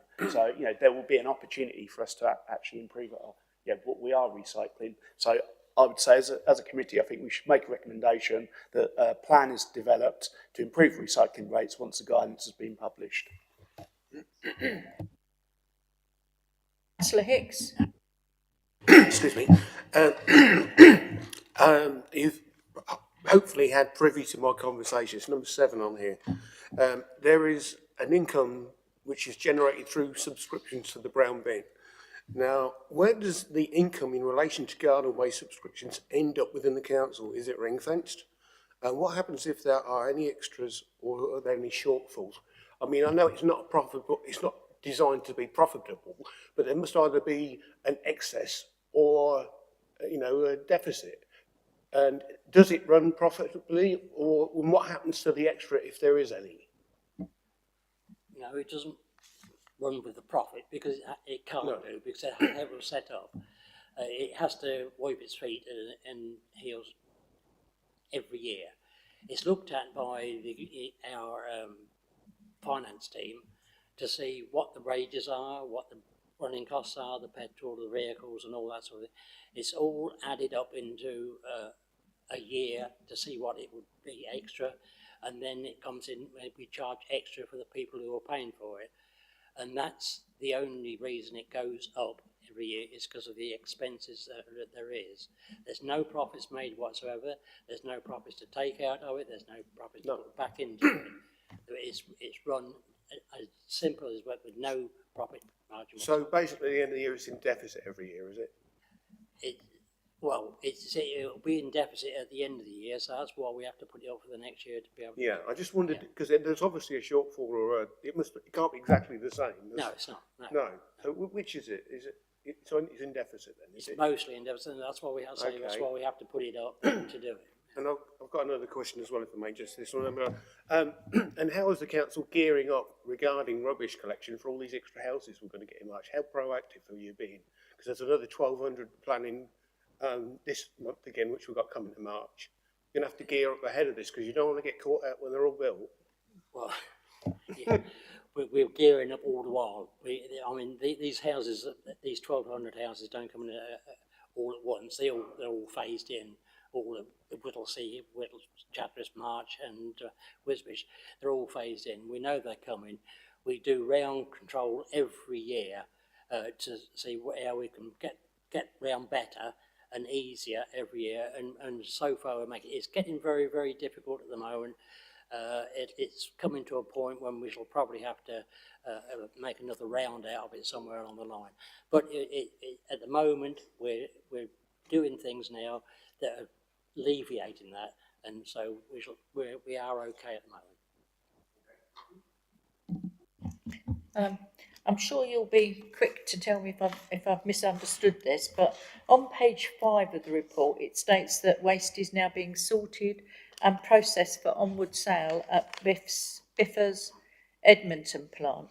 So I was wondering, what is the carbon footprint of transporting waste over distance, such as this, and how does that compare to the environmental impact of simply not recycling in this way? Is there a better way to do it?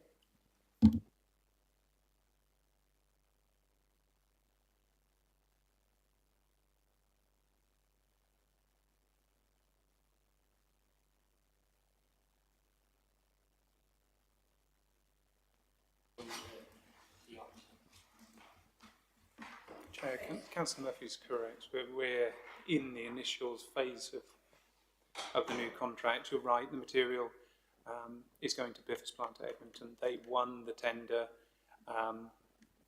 As with a lot of the recap work, we benefit from sort of coming together, all of the authorities across Cambridgeshire and Peterborough. So it was a joint tender and procurement that the County Council ran for us, so that it could deliver best value.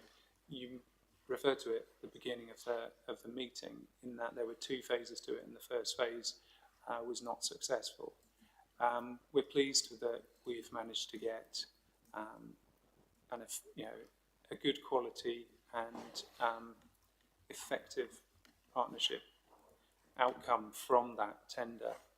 As far as recycling and the carbon impact is concerned, we have to take a step back and look at the whole journey of that recycling, because the journey to the MRF is only the first step. So the MRF is the facility where the materials are sorted into their constituent parts. They then go onward, most of it across England, to then be processed into something that can then be returned back into whatever recycling system appropriate. But so it's that total life. So whether we're transporting to a MRF that's slightly south of us or in Cambridgeshire, overall won't make a huge amount of difference. The most important thing is that our customers continue to separate their waste, because there's a huge amount of energy in that waste,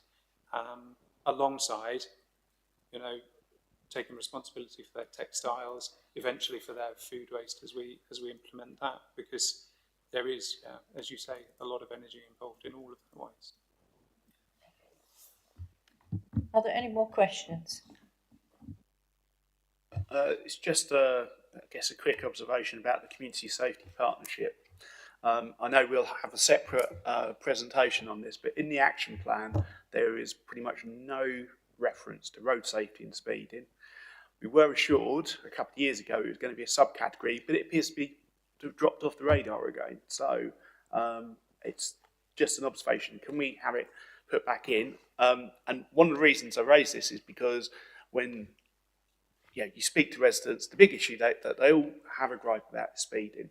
And I think this brings me on to the main point I want to make, which is community engagement. I did raise the point that, particularly in the rural areas, we have fairly large events throughout the year at different villages, and that the community engagement really should take place at those events because you will have a captive audience. And I know that we are attending a number of things, but I suspect the audiences are quite small, in the tens of people, where you could have hundreds of people. So, for example, I've raised the Gorfield Show every year. If you had a stall there, the Parson Grove Car Show, I have to declare an interest because I'm one of the committee members for that. You've got the Wisbech Mary Academy fireworks every year. You've got big events happening in the rural areas where if you actually had a presence, you could definitely engage with the rural population a lot better. The emphasis appears to be, we just go to the big events in the towns, and then we'll pop along to a coffee morning where you'll probably get 10 people, which I think is the wrong approach. So I love that you always advocate for your outlying villages. That's absolutely brilliant. You're totally right in terms of if you invite Rosie and Russ and Alan, I'm sure they'll attend. Well, not only will I sure, they will attend. That's absolutely fine.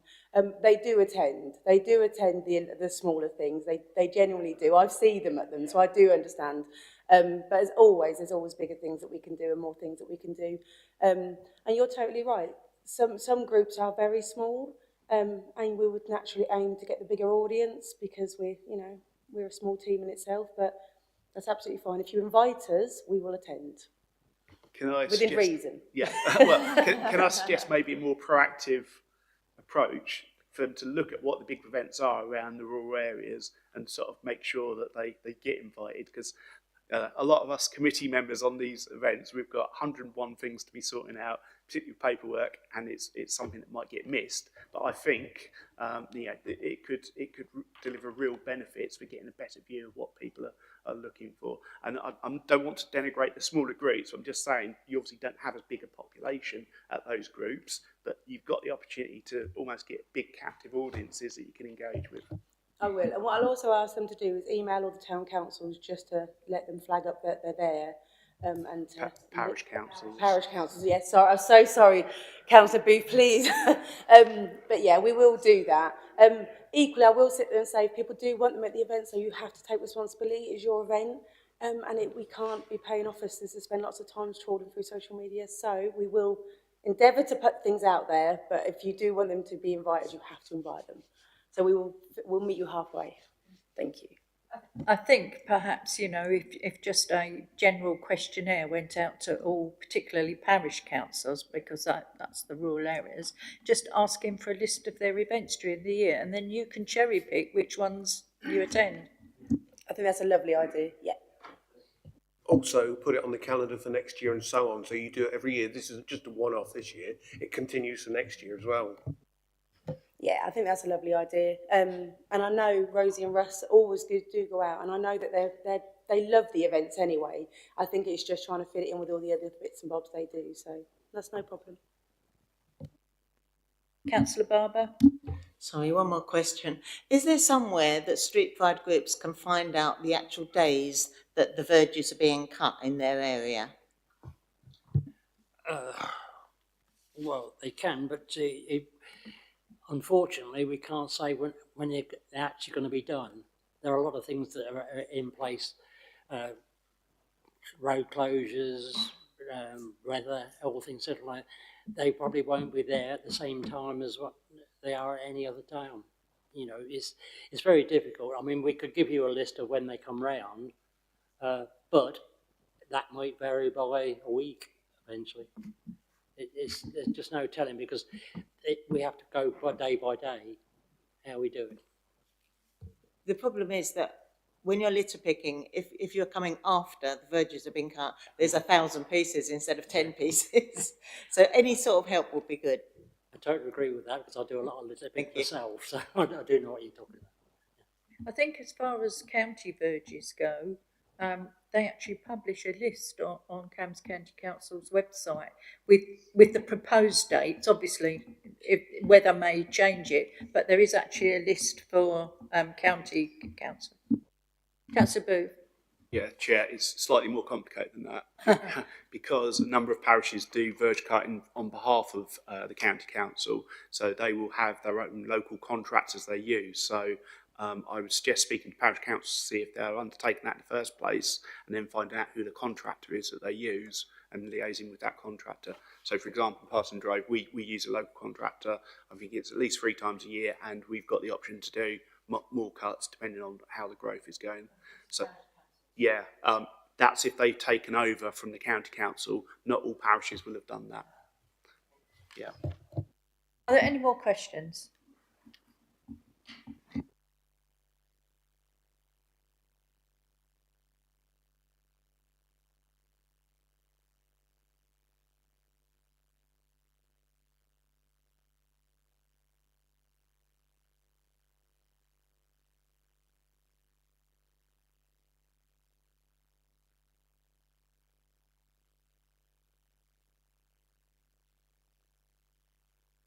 Sorry, we now move on to agenda item 9, which is the future work programme, which is pages 109 to 112. Sorry? Oh, okay. Okay. Yeah. Ask for a 5-minute comfort break by more than one person. No, I'm not asking for it, Chair. I think we'll be over in a couple of minutes. So. It will, yeah. Yeah. Right, yeah, okay. Yeah. Can you manage? Yeah. Right, so this is the future work programme. As I said, it's pages 109 to 112 of the pack. We're still working to the proposed timetable at present, with the opportunity to add additional items later in the year if we require. Does anyone want to raise anything? Councillor Booth. Thank you, Chair. It's just a point I normally raise regarding fees and charges and draft business plan, draft budget. Fees and charges should come first on the agenda because that has an impact on the draft budget, and we've been kind of caught out with that before. So yeah, I'll just suggest that. The other point is I suggest that we have the 29th of April is moved either a month before or after the elections because we're going to come into Purda. Yeah. Well, half the cabinet are county council members, so half of the cabinet can't attend, as it were. So, and every year we end up having to move it anyway. And I just wonder if we can get some dates, some proposed dates for after May, just so we can start putting calendar together with topics. So they have talked about trying to have a rolling calendar just so we've got visibility. We have been discussing that, and the likelihood is that we will actually cancel that meeting, because it would have to be, it couldn't be held here anyway, it would have to be at the boathouse or somewhere. So we are already looking at that. Is there anything? No? Councillor? I'm sorry, I'm new to this committee, so you must, I must apologise for I'm speaking out of turn here. But in future meetings, do you think it would be a good idea to go and list the questions on the order sheet and then their responses respectively, and then go on to the next question on the sheet? Because I'm just saying that, can it work like that or not? It can, but what happens is you have members who raise their hand because they want to ask a question that is different, but is on that same subject, and I have to try and bring them in. So we try, but it isn't always possible. Yeah, I'm going to say, because when that topic's done, then you go back to the sheet again and go back to how it is. I know, but that's invariably that happens, and invariably it happens that someone's question, because they weren't at the pre-meet, hasn't been put forward anyway. So, yeah, it's something we have to live with, I'm afraid. Councillor Booth. Yeah, and also we shouldn't be just constrained to a list of questions, because it might be that the way the debate going, it actually prompts more questions. And we need to be able to react to that. I do understand that. I'll respond. Okay, any more questions on the future work programme? No? Thank you. We move now to agenda item 10, which is items which the chairman deems urgent. There are none. So that being the final agenda item, we now bring the meeting to a close. Thank you all very much for your attendance, and thank you all very much for some really good questions today. Thank you.